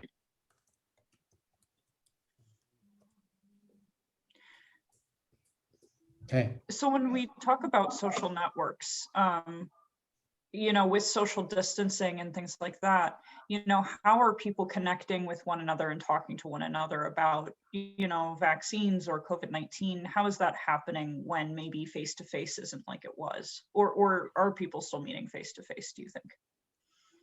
I just said to you, I have this conversation with my gym buddies on a day-to-day basis. He works at NIH. And we had this conversation with our buddies in the gym. And it says, I have scientists say that they will not take the vaccine. And we have individuals in there saying, no, I will not. And they share that with their families.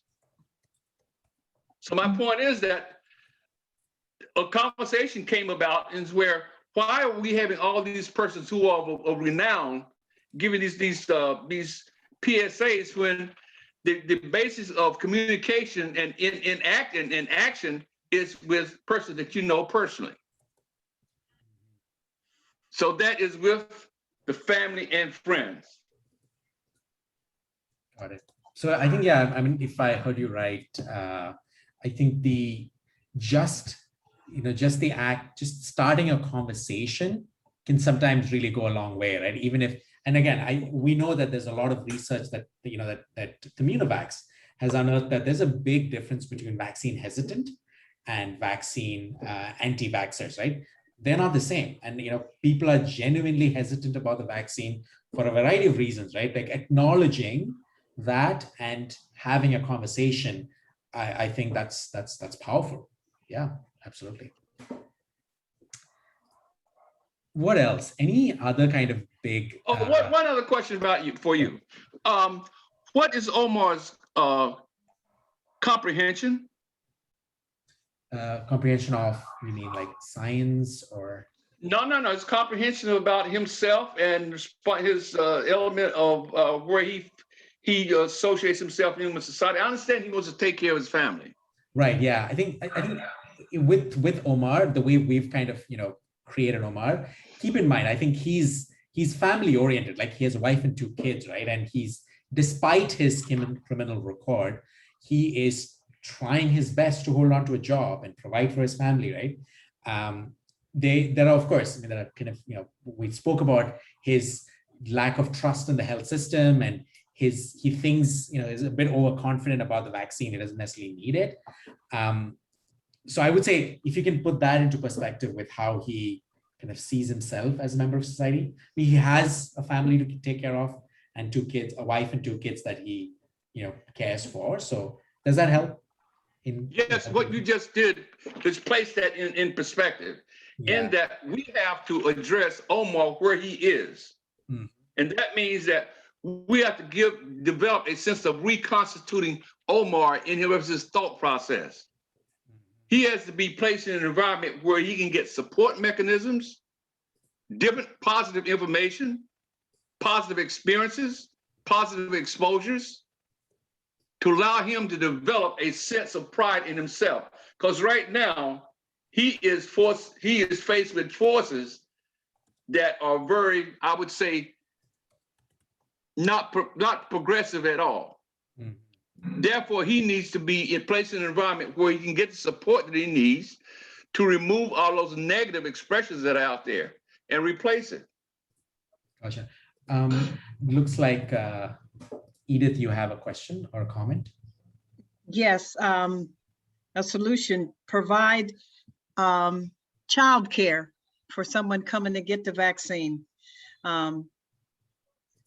Because a lot of times, it takes a long time if you're in a line or whatever. So, think about providing childcare, because most of the place I went to, you couldn't bring children. So, people, it's childcare is expensive. So if there's a way that you can bring your children, and have them somewhere while you wait and get your vaccination, that'll help too. This is great. Did I see anywhere about peer ambassadors? Maybe not. Why don't we add that in? I think that kind of speaks to this social network kind of piece, right? Care to elaborate? Well, Harry's talking about his peers play this important role. And so when you get young kids in his age range to go and advocate for taking the vaccine and telling him why, and explaining to him that even though he's quote unquote healthy, and we can talk about that in the next bus ride, but that he thinks he's healthy, but COVID doesn't work from the inside out, it works from the outside in. And so even though you're healthy, you're not immune to COVID and its consequences. So and I think I think you also mean to say, kind of like imply that there needs to be a bit of a grassroots kind of campaign or program that actually trains these ambassadors and yes, they're trained, to provide information. Now they're not scientists and they're not biologists, and they're not going to talk about mRNA and the spikes and all of that, but they're going to give plain information, simple information in their lingo and the way that they talk and communicate. And they have age groups. You wouldn't send a 24-year-old to me, so. Got it. I love that. I have a question for you. Sure. In reference to these individuals who choose to remove themselves or have reluctance about taking the vaccine, and even though there's some that are educated, but yet still we're looking at Omar, who's 24, also has a record. Have you ever thought about using a platform within these different communities in Prince George's County, in developing peer groups to share their experiences, the why, the reluctancy, and also the necessity for taking the vaccine? So you mean like programs to develop these ambassadors? Is that what you mean? I'm speaking of these would be community group organizations that could be directed by the delegates or the either created through the council persons.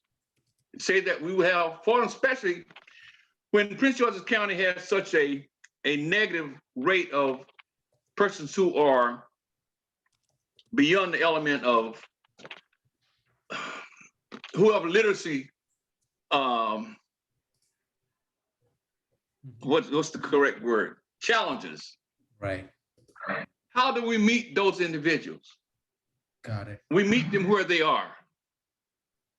I think the And this, here again, this is about bringing those individuals together in a group setting.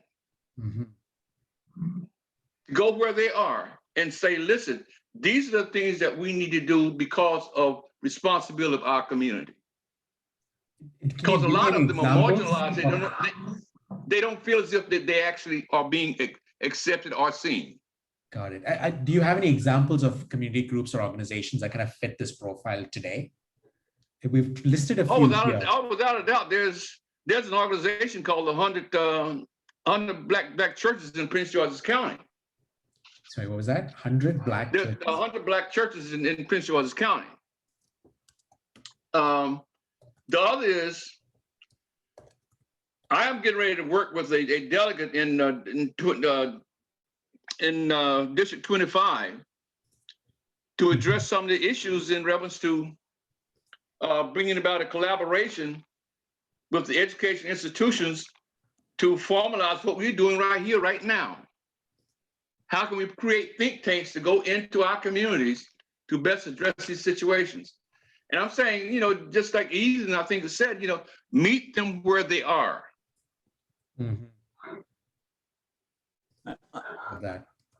Okay, I just thought about something that's happening in the state of Ohio.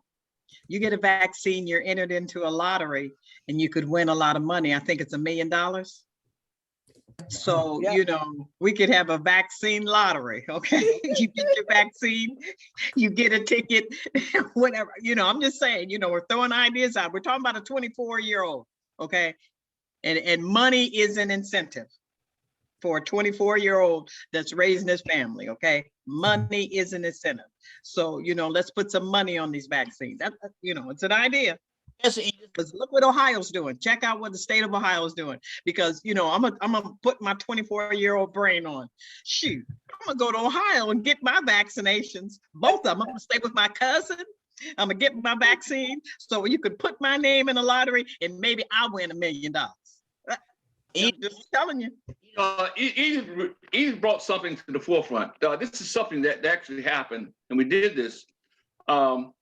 We did a promo for the Prince George's County NAACP.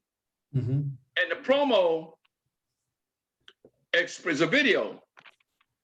And it was done by college-age individuals.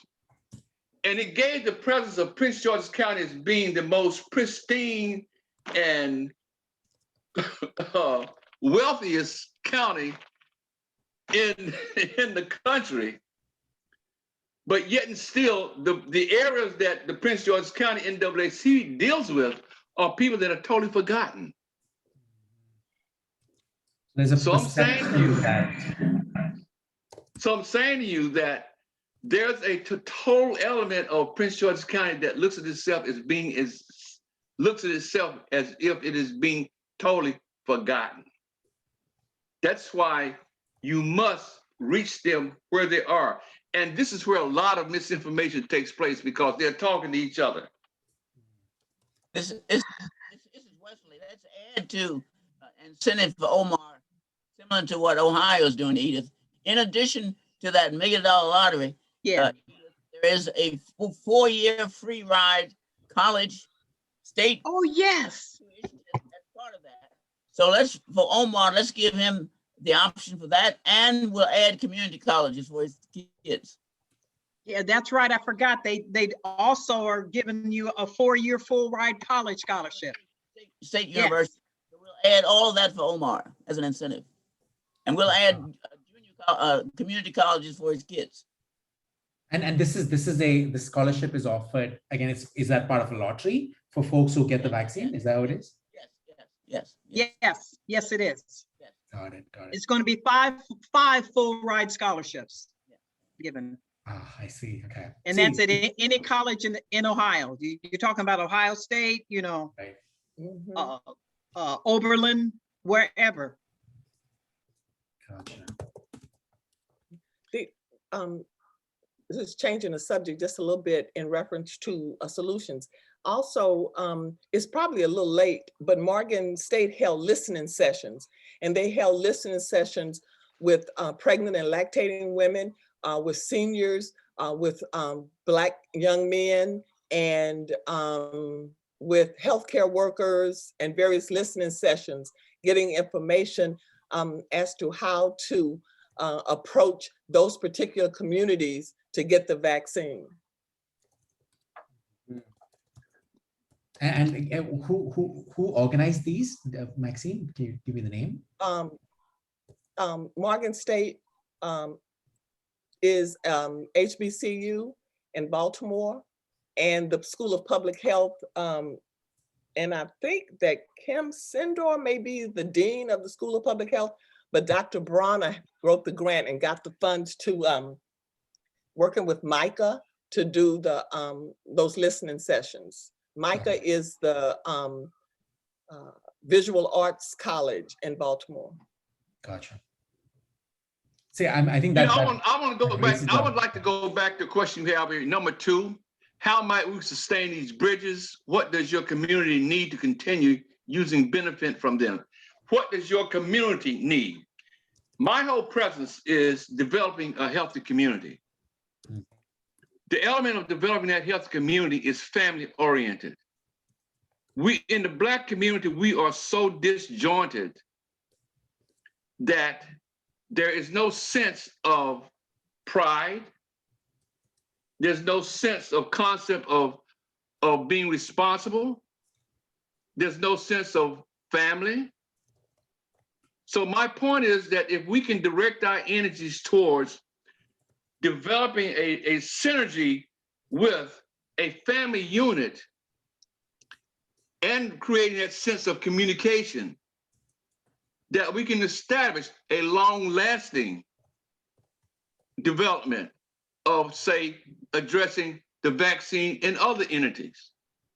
Got it. Yeah, I think this is great. I'm going to use that as a segue to go into our activity 3, because I think we've already skipped ahead. So, so we've got a great collection of ideas here, right? Like some that we've kind of, researched and unearthed, and some that we just discussed. Now, all of these were pertaining to the journey that Omar is having with regard to the COVID vaccine, right? What we want to do is shift gears a bit, because we're going to take the same thinking. So the bridges that we just discussed here, right? A lot of these bridges can actually easily apply to another journey. So what we're going to do is we're going to switch gears a bit. Now we know, again, think ahead. Imagine that we are past the COVID pandemic, hopefully, positive thinking. Now, Omar is, we're trying to get Omar to actually get screened for colorectal cancer. Now, we know that this is a problem in the community, and we know that Dr. T actually, this is a research area for him, trying to kind of understand how we can get members of the Black community to get screened for cancer earlier, so that they can obviously prepare for and achieve better health outcomes from being just prepared and then being aware that there's a risk of cancer, right? So imagine that Omar's new destination is to get screened for colorectal cancer. What we want to do is try and think about, again, it's the journey, at least broadly in terms of the stages. We have 3 stages, right? Omar needs to be first aware of the risk of colorectal cancer, like what are the risk factors? We know that we want to kind of, we know that Omar has a family and 2 kids, right? So he needs to know that his family is okay, right? I mean, is there a chance that, do the risk factors get carried on, or like, so he needs to know that. There's a preparation phase, so that Omar needs to become aware that there's actually a way to screen for cancer, right? To find out whether he is at risk for cancer. And then he starts to form an opinion about getting the actual screening done. And then finally in phase 3, which is the action phase, we want Omar to actually book an appointment with a specialist and get a colonoscopy or whatever needs to be done to get screened for cancer. So what I'd like you to do is apply the same thinking that we've had so far, right? Like we know that there are roadblocks. A lot of the roadblocks that people like Omar face with something like colorectal cancer is going to be very similar to the roadblocks that he faced as he went about trying to get his vaccine, right? So keep that in mind, but focus on the bridges now. Like we spoke about a lot of initiatives that actually worked in the COVID response. We spoke about new initiatives that could potentially happen and could actually promote vaccine adoption. How can we bring some of those over to this new journey now about to get screened for colorectal cancer? I'm going to give everyone, let's say, a minute or so to just marinate and think about it. I think similar to last time, I'm going to zoom in on the why are we doing this, so you can read through and like kind of just think about what some of the bridges might be that we can take carry over from the previous activity.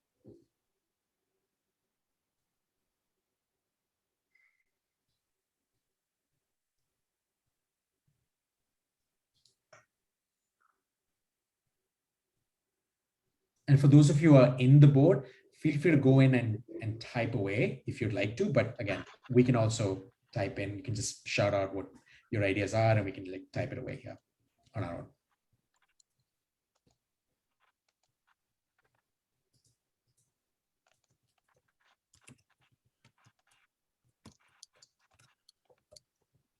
Why can't I get in the board? Still no? Wow. Okay, you know what?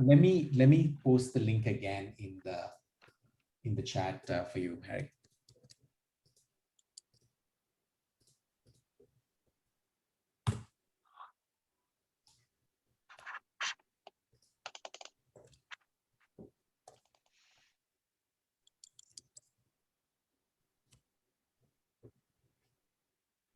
Okay, all right. I'm going to open up the floor and seek ideas. Now, we discussed a whole bunch of ideas here. Any of these that actually might work for this new journey? I'm just going to post them here. We can like tweak and modify them as we go.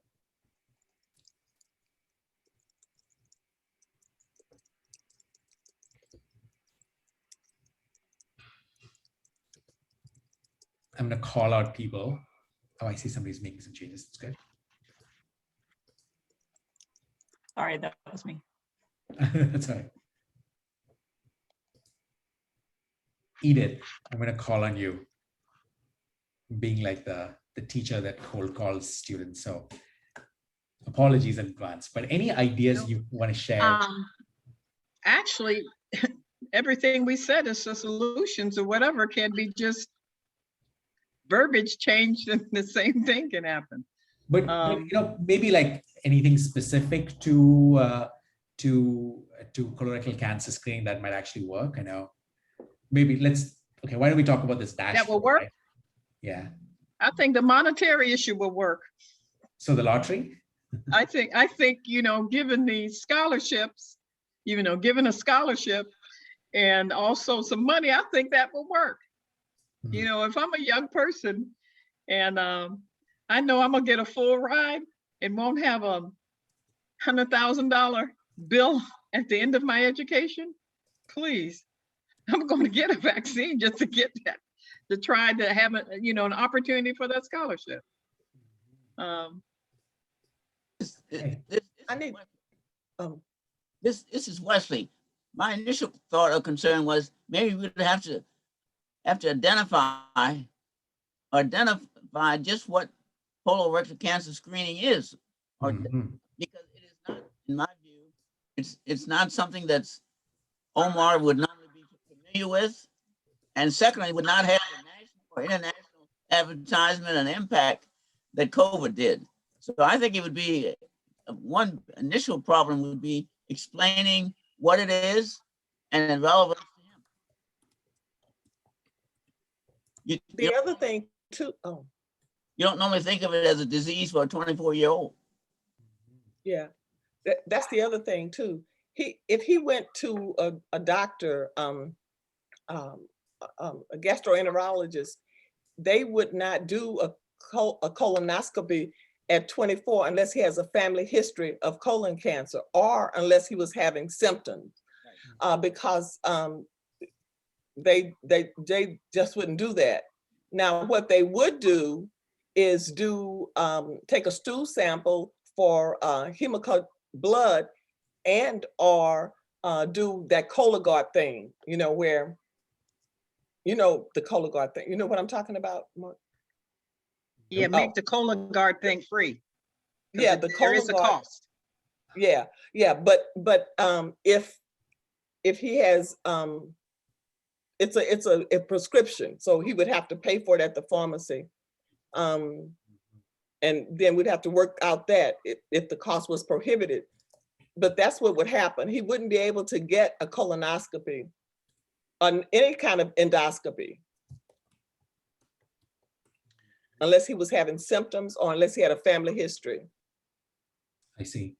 So you mean to say there's a challenge right there, trying to even, get him to do, even if he made up his mind about getting a colonoscopy, there is a cost associated with, I don't know, whatever that device is, and that's going to be a roadblock, right?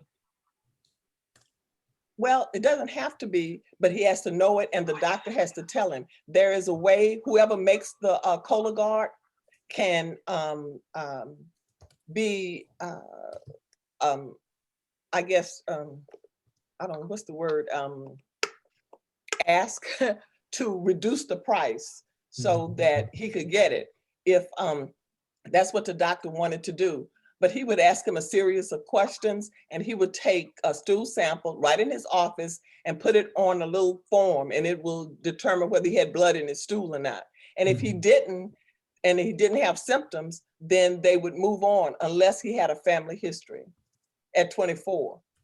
Now, if he was 45, that would be something different.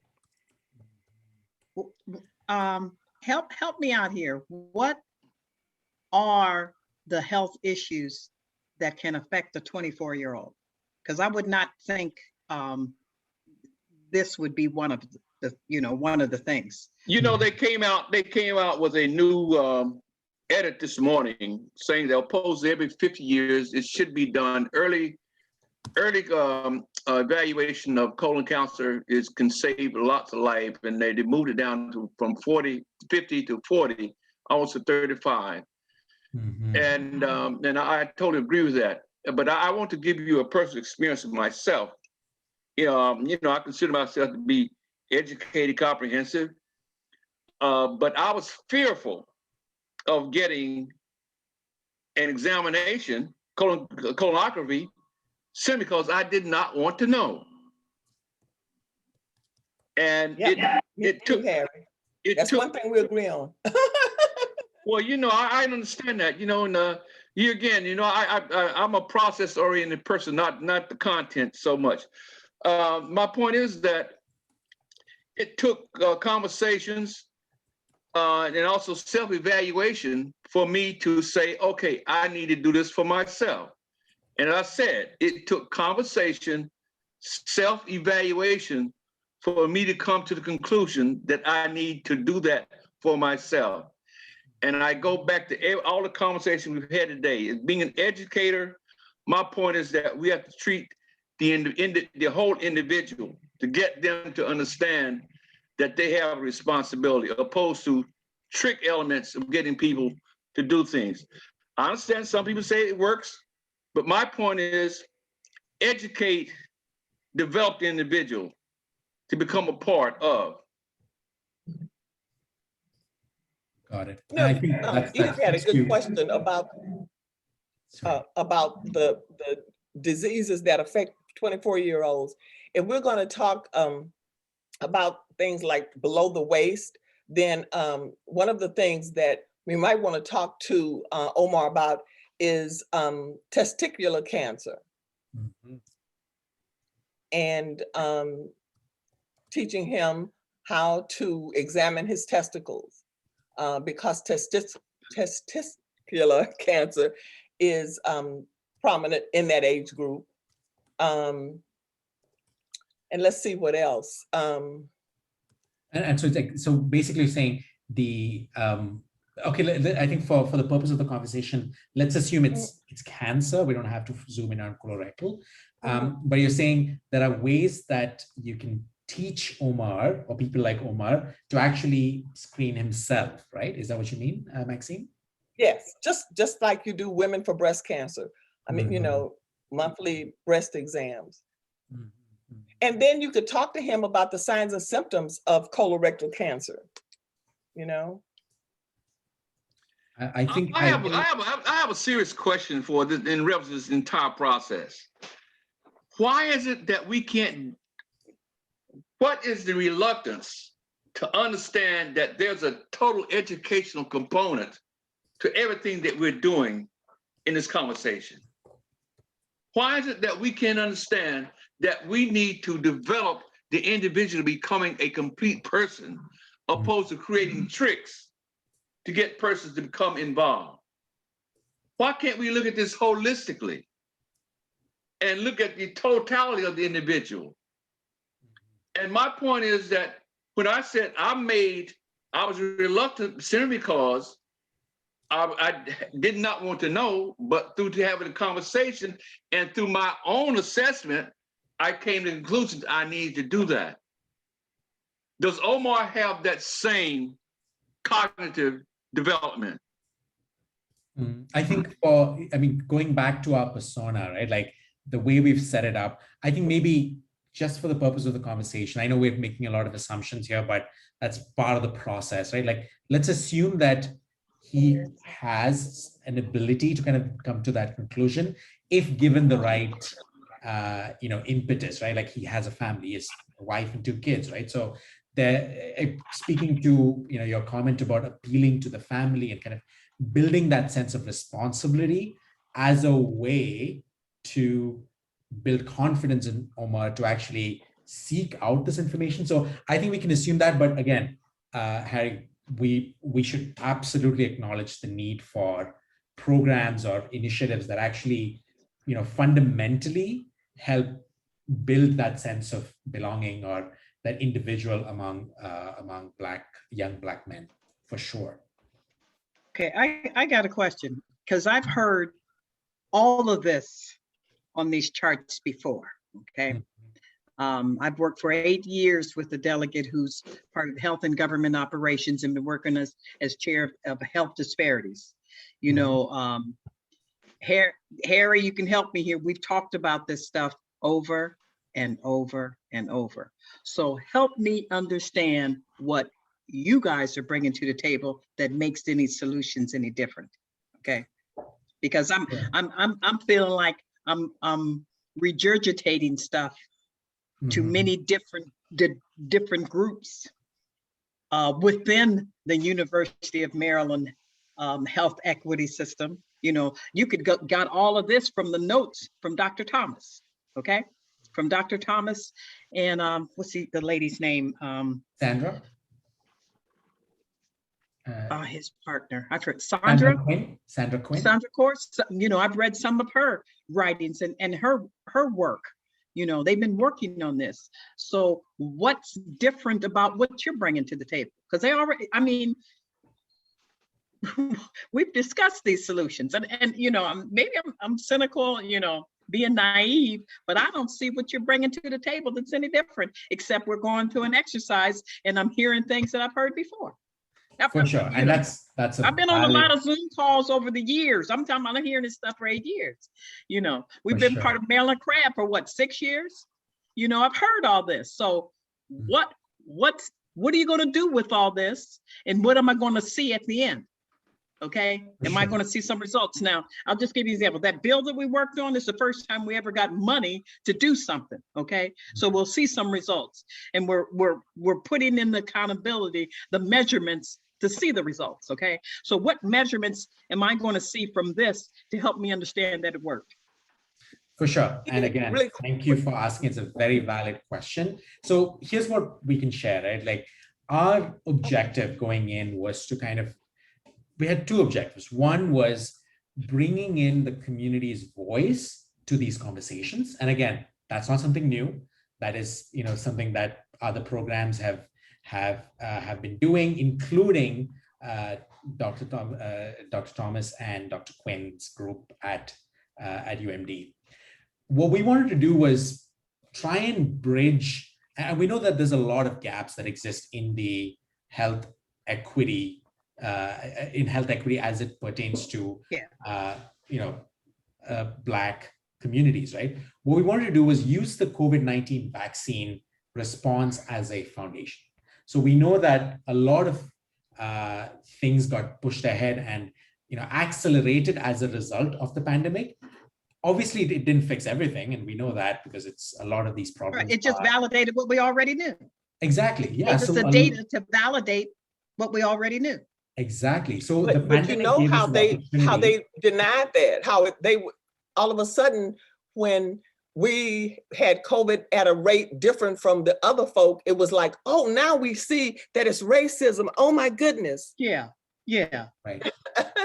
Exactly. Right. So the pandemic brought to the front, not just the gaps, but also some solutions, right? We saw faith leaders stepping up. We saw, as you said, innovative financial incentives being put forth by, different groups. So what we are trying to do here. So you're with Bridgedom in Canada, right? Yes, we're based in Canada. With Bridgedom in Canada. Right. So what is Bridgedom going to do for Prince George's County? Okay. Yeah, I'm being honest. That's a valid question. I am a realist. If anybody know me, they know I'm a realist. Okay. May I speak for a second? No, I don't need to interject. I looked at this from the beginning and immediately analyzed this to the point of it's a new concept of brainstorming.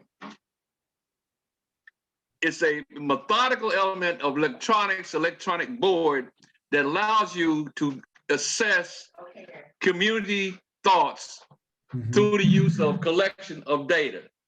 And there's no doubt there's going to be a relationship between this group and the health department, Dr. T's health department of health equity, in looking at grants in reference to addressing these particular issues. And, we are part of that. I just wish that we could be on the back end of receiving credit for this activity that we're participating in. Now, if you could say that we will receive some type of credit, I would appreciate that just out of honesty. Thank you for raising that. And I think, Harry, you've answered to some point, to some extent, Edith's question, but one is, of course, a new way of looking at things, right? No, it's the fact. When you just said it, a new way of looking at analyzing situations, data. I understand they're using this in the PhD program at University of Maryland. Right. And this is a new concept of collection of data. Exactly. And not just collection. Oh, sorry. I know, but I'm saying that's the collection. The point is the collection of data, but the manipulation of data. And this is very unique. I know we've gone through this with Dr. T in several sessions, and he's teaching his students how to utilize this measure of collection of data. This is the same thing as you have in going to a town meeting. But here again, we have MD Crab members, we have medical persons, we have individuals who are from different fields in the community. It's very eclectic. And you can use that and say that we have an eclectic group of information coming from these individuals that we can say is very valid. I understand your purpose. I just wish that we could be a part of to receive credit for this activity?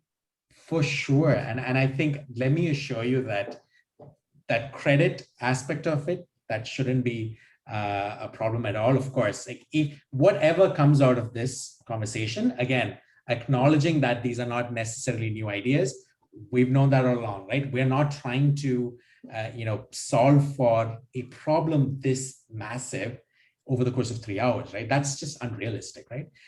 What we're trying to bring to the table is just a fresh way of doing or looking at this challenge, right? Trying to bring this idea of, imagining individuals, like personas, like that's a way to think of this problem, trying to kind of like, narrow down a focus a bit to try and achieve those, get to those solutions or ideas that we can carry forward, right? The other opportunity that we have leveraged is the timeliness of this thing, right? Now is the most relevant time possible to really look at what worked in the COVID-19 vaccine response from a community perspective and try and identify what we can carry over to these other long-standing health issues. So not only is the timing perfect, we know that policymakers, decision makers, they're all ears. We've got their attention. If what we want to try and do is present some of this thinking to them and kind of tell them, hey, we gathered a bunch of experts together and we try and kind of brainstorm what could work. We took the frame of reference of somebody like Omar, and a young Black man who has some challenges, and we tried to think of what could actually help bridge the gaps that he faced. I have one question. I'm sorry to cut you. I have one question. Sure. In all of the health and all the inequities we have in the United States at this point, especially in health, housing, financial, education, I could use any of those topics and use the same format.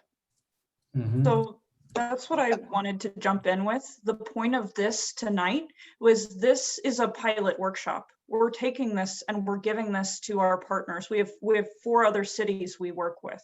Yes. The Communivax Coalition, they're going to do this too.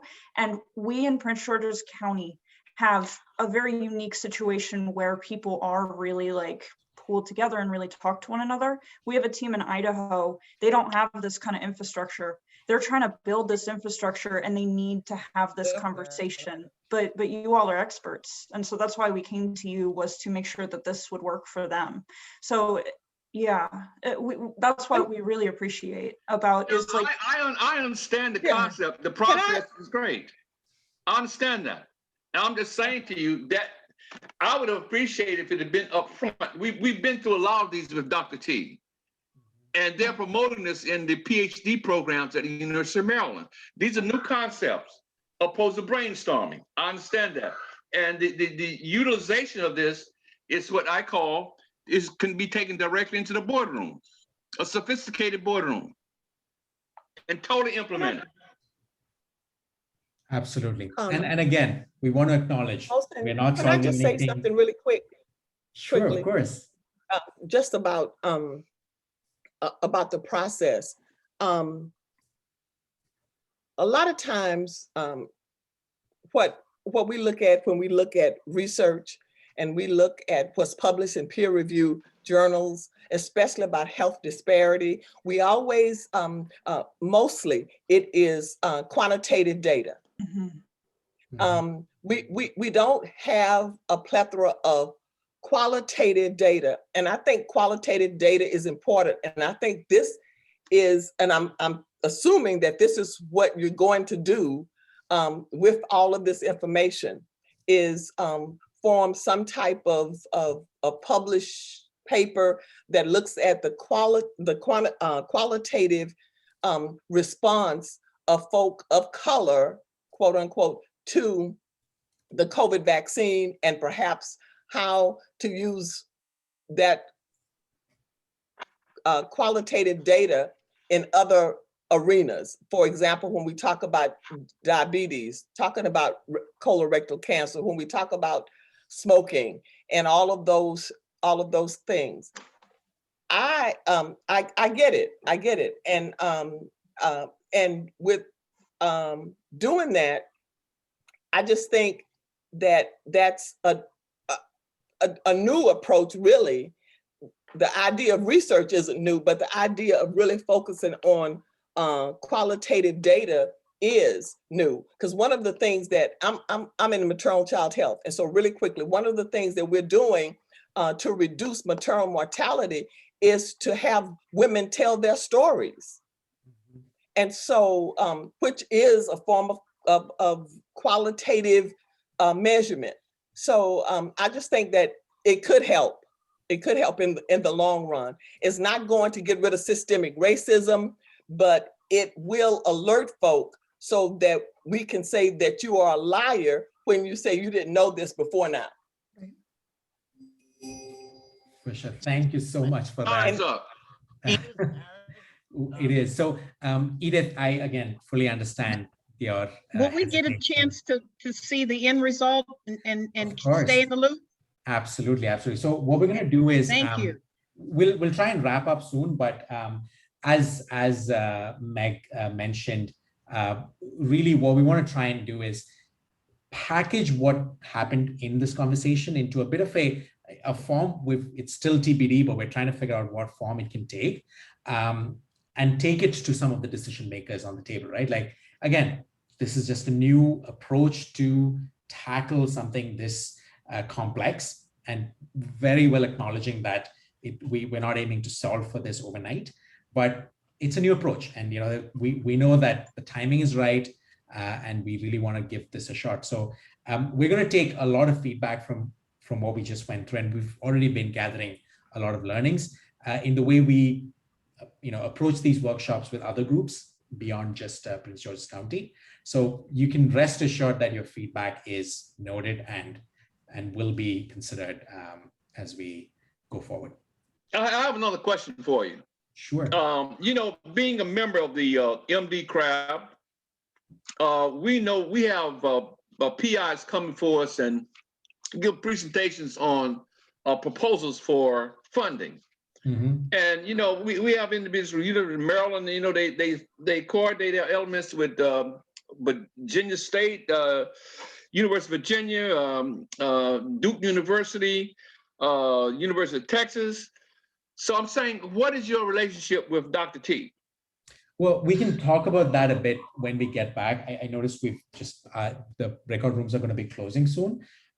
Why don't we tackle this question when we get back to the main room, Harry? I realized we didn't give you enough context as to how we're working together.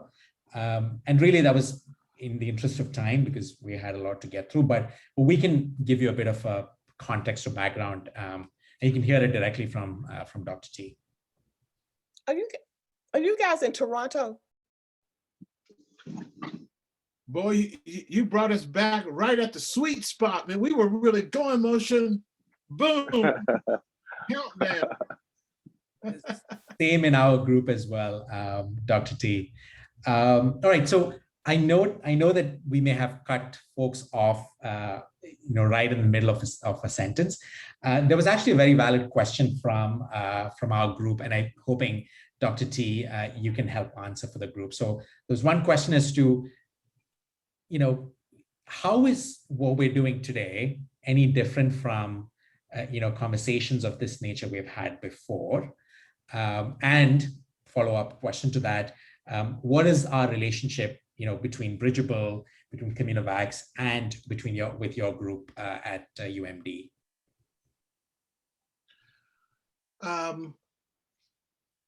So I think that's a really good question.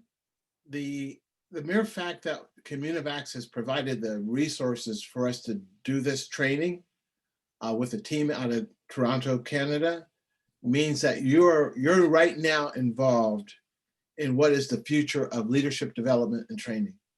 And that's using these human-centered design methodologies, the storyboards, the Post-its, the brainstorming. When you see the results of all the ideas that came out of our conversation, I think you're going to be amazed, Edith. You're going to be amazed at what sounded like just a conversation, everybody talking, is actually a set of organized principles. And these folks here are experts in drawing that out of us. They draw our wisdom out of our narrative. And the pre-work that we did to create the journey. I mean, we did all that work to invest them into our community. And that was our jump off point. And so I'm hoping that we learn these methodologies and build capacity for our other nonprofit organizations. I'm going to say to Bridgeable, you're engaging people right now who have never had access to this. There are corporations that use these methodologies. They have resources. It never trickles down to our level. Now we have it. COVID forced us over the deep end. Zoom existed before COVID, but I don't know how much time Priscilla spent on Zoom before all this happened. But here she is now in a whole workshop. I know Reverend Jenkins didn't spend a whole lot of time on Zoom before this. I think that's going to be more of the future, and we're going to be able to bring ourselves together across so many barriers like transportation and parking that used to be all we would talk about when we bring the community to campus. I still think we need FaceTime.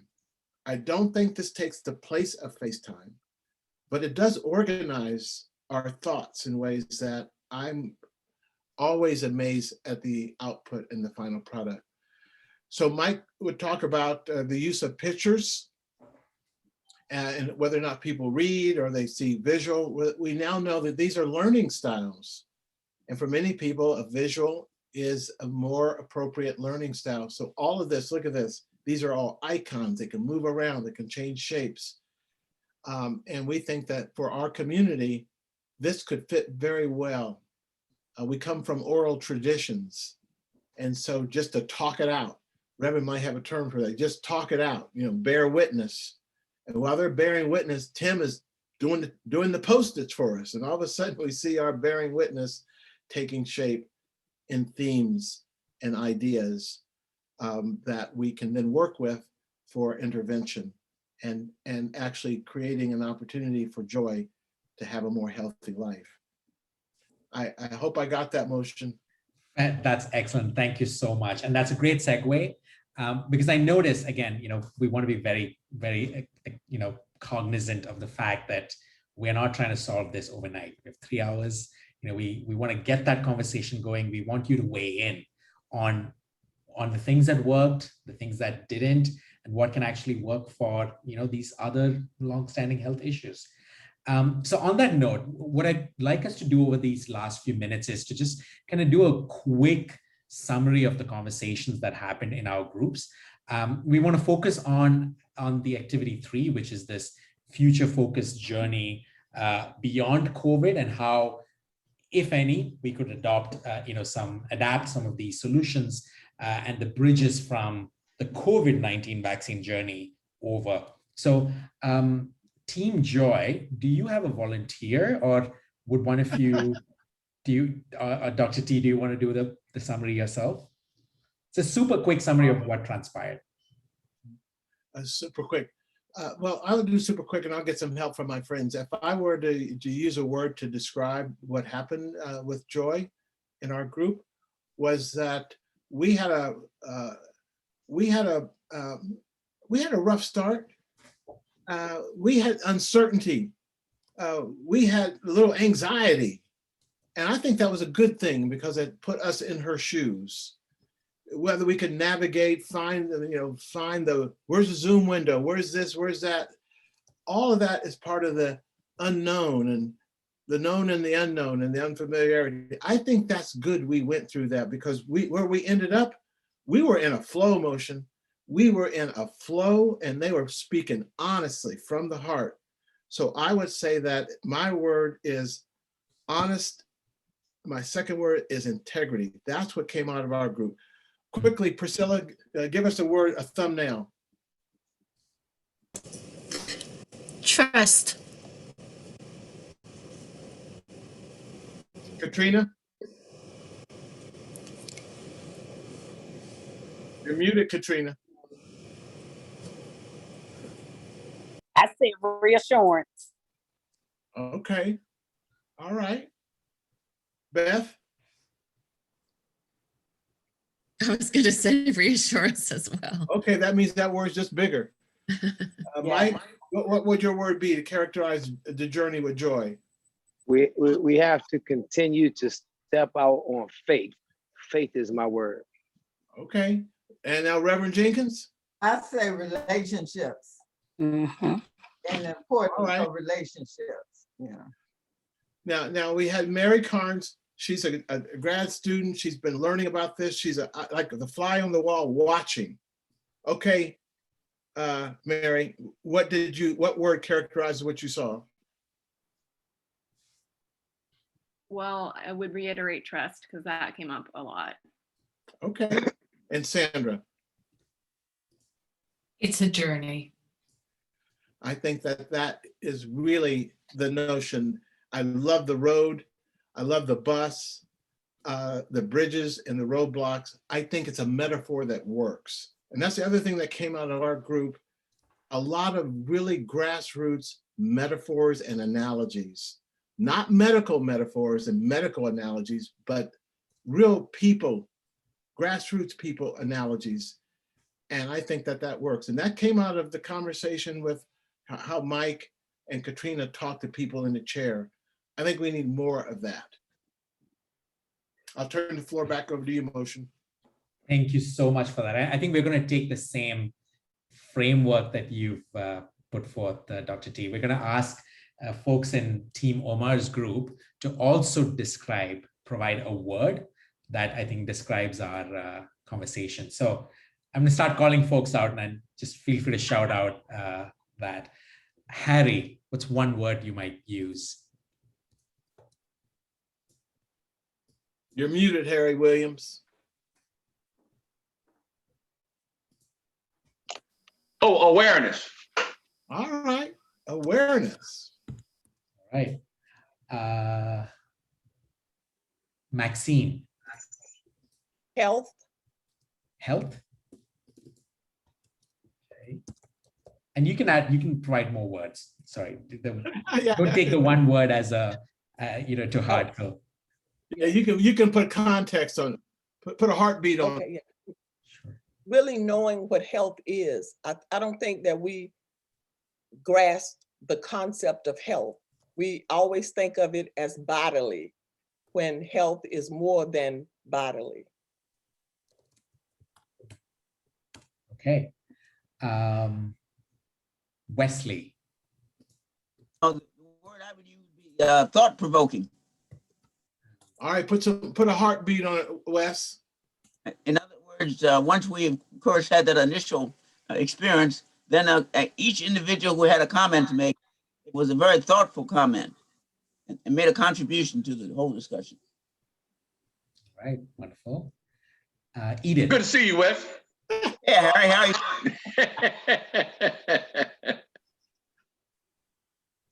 Edith, over to you. Sharing. Put a heartbeat on it, Edith. We were able to share our stories. It was nice to put myself in someone else's shoes. I have to do it all the time through constituent work because I work with all levels of people, from young people to older people, whatever, but it was great to look through someone else's eyes. They call that empathy. I think that is so important, and you captured it, Edith. Empathy. Fantastic.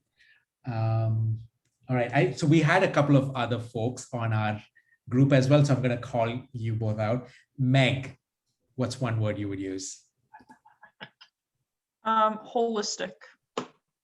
I think thinking about problems as bigger than just a single point and thinking about a person as more than a single attribute was really important to our group. Mm-hmm. Fantastic. I need to make a statement, please. Sure, Can I make a statement? Can I make one statement? Just get wait. Now I heard this somewhere, and it might have been this past Sunday. I can show a man where to fish, and he will feed himself for a day. I can show a man how to fish, and he will fill his village forever. So the education component for me is totally acute in reference to awareness. All right. So Harry, are you saying that this experience is teaching us how to fish in a certain way? Absolutely. Okay. So Awesome. Tim, we're going to feed the village with this knowledge. Right. We have a few more to go, and then we'll wrap it up. So Elsie, a word that you would add? I think mine is a couple of words. I would say back to the basics. So listening to Mr. Williams, he said that if a person doesn't have a sense of self and you're trying to get him to, for example, Omar to vaccinate, but he's focused on surviving, then we need to meet the person where he is. And that's something that I think it's so important in terms of what we're doing and what we can take away, or what I will take away from this experience. Awesome. Kristen? I would say bettering ourselves in health education wise. So looking out for health education, awareness, all that. Excellent. I think we've covered everything. Unless Monica, Emily, anything you'd like to add? Oh yeah, we got to get the mothership in here. This is it's a hyphenated word. Change demanding. What does that mean? Put a heartbeat on it, Monica. What does that mean? Yes. It means action. We need action. There's wisdom that needs to become action. It needs to be allowed to become action. Anyway, that's what I mean. Thanks for asking. I was thinking exactly along the lines of Monica. You know, this is something where there needs to be some evolution of what's happening to really be able to address the issue appropriately. Dr. T, I need to put a heartbeat on this entire presentation or activities this evening in reference to Central Prince George's County. Central Prince George's County, and regardless of the age group, even going down to middle school, high school, of all the markers of morbidity, the 10 markers of morbidity, Prince George's County is first in the state of Maryland. Of all those numbers being the highest. How can that be in what we call the so-called highest income population of Afro-Americans in the United States? Okay, I'm gonna keep it simple because it came up in our group, the issues around institutional racism, institutional inequality, and it plays out in our county, Harry, because in most groups, if we look at the data, as they get more income, more education, higher standard of living, they live longer. But when it comes to African Americans in particular, even as they get more income, more education, they still live sicker and die younger. And the underlying theory is that the relentless pressure of living in a society that's racialized wears our organs and bodies down early. They call it weathering. And so that's why this moment we're in is so important, because it is a reckoning around these issues of race and inequality. And we can use these tools that we've done here today to drill down and get at that and get to action. Yeah, but Prince George County is also the one community in the state where it has the, it's cheaper to rent. You know, the low rents are in Prince George's County as opposed to DC or Montgomery County. So we have an influx of people because of, you know, one can get a reasonable rent in the county. But even that does not address the I'm not underlying. asking to address anything. I'm just saying here's. No, I'm not. My point. I was asking. I'm not saying it addresses anything. It's Edith, I agree with you. But I was asking Dr. T about a premise that the issue is that there are two Prince George's counties, and we talked about this. And there's one that is visible, and there's one that's not visible. And the one that's visible is about 10% of the county. 80 to 90% of the county is not visible. So Harry, you have set us up for the next bridgeable, the invisible communities, because you know what, Edith, Montgomery County, that's perceived as highly wealthy, the home of the NIH, they got a real problem with poor people. Yes. And yet they can't overcome the fact that they're perceived as the most wealthy county in the entire state. They're trying to make the case that they need help. Isn't that interesting? Yeah. It's fascinating. Motion. All right. On that we note, have just begun. We have just begun. I just want, that's why I use health, because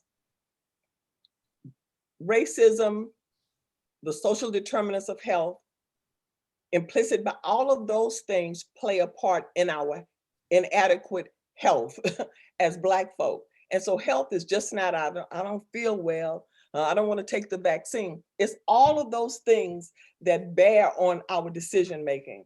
And I'm through. Well, let me say this, because I see motion. You see how fast it went? See, they're ready to go now. They're all warmed up now. Absolutely. I would simply say this, that it is the health is the solution space. We're talking about all these problems in housing and discrimination and law enforcement. I don't think we'll ever come together to solve and come to solutions there. But in health, we can do that. Priscilla, who can be against making sure every baby lives beyond the first year of life? Black, white, Republican, who can, right? Correct. So we're in the solution space. There are some that don't care.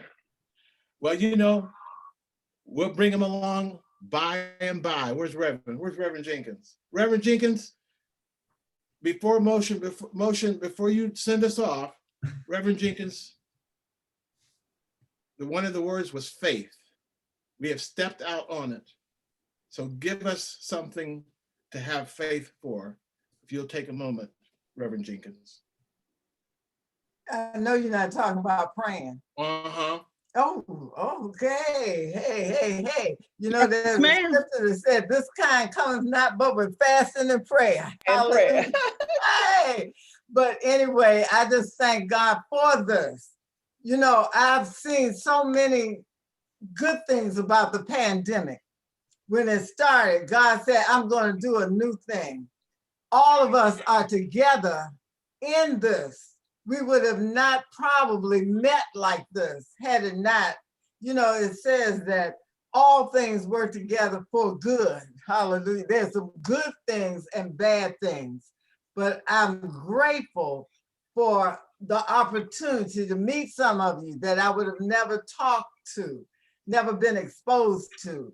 But we have to have faith in that this will not last always, that there is a solution, and that we will, through the help of God, find a solution, and that all things are possible when you have faith. Hallelujah. All things are possible. It also said there's nothing too hard for God. God can stop everything. And when it is power, and I'm gonna stop because, you know, see, I like to preach.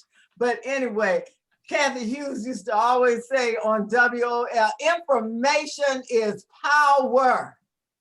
And we got a powerful group on here.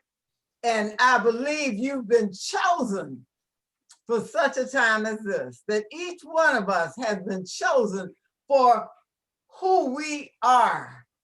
For who we are, Brother Mike, we've been chosen to be messengers, to be a witness of what can happen.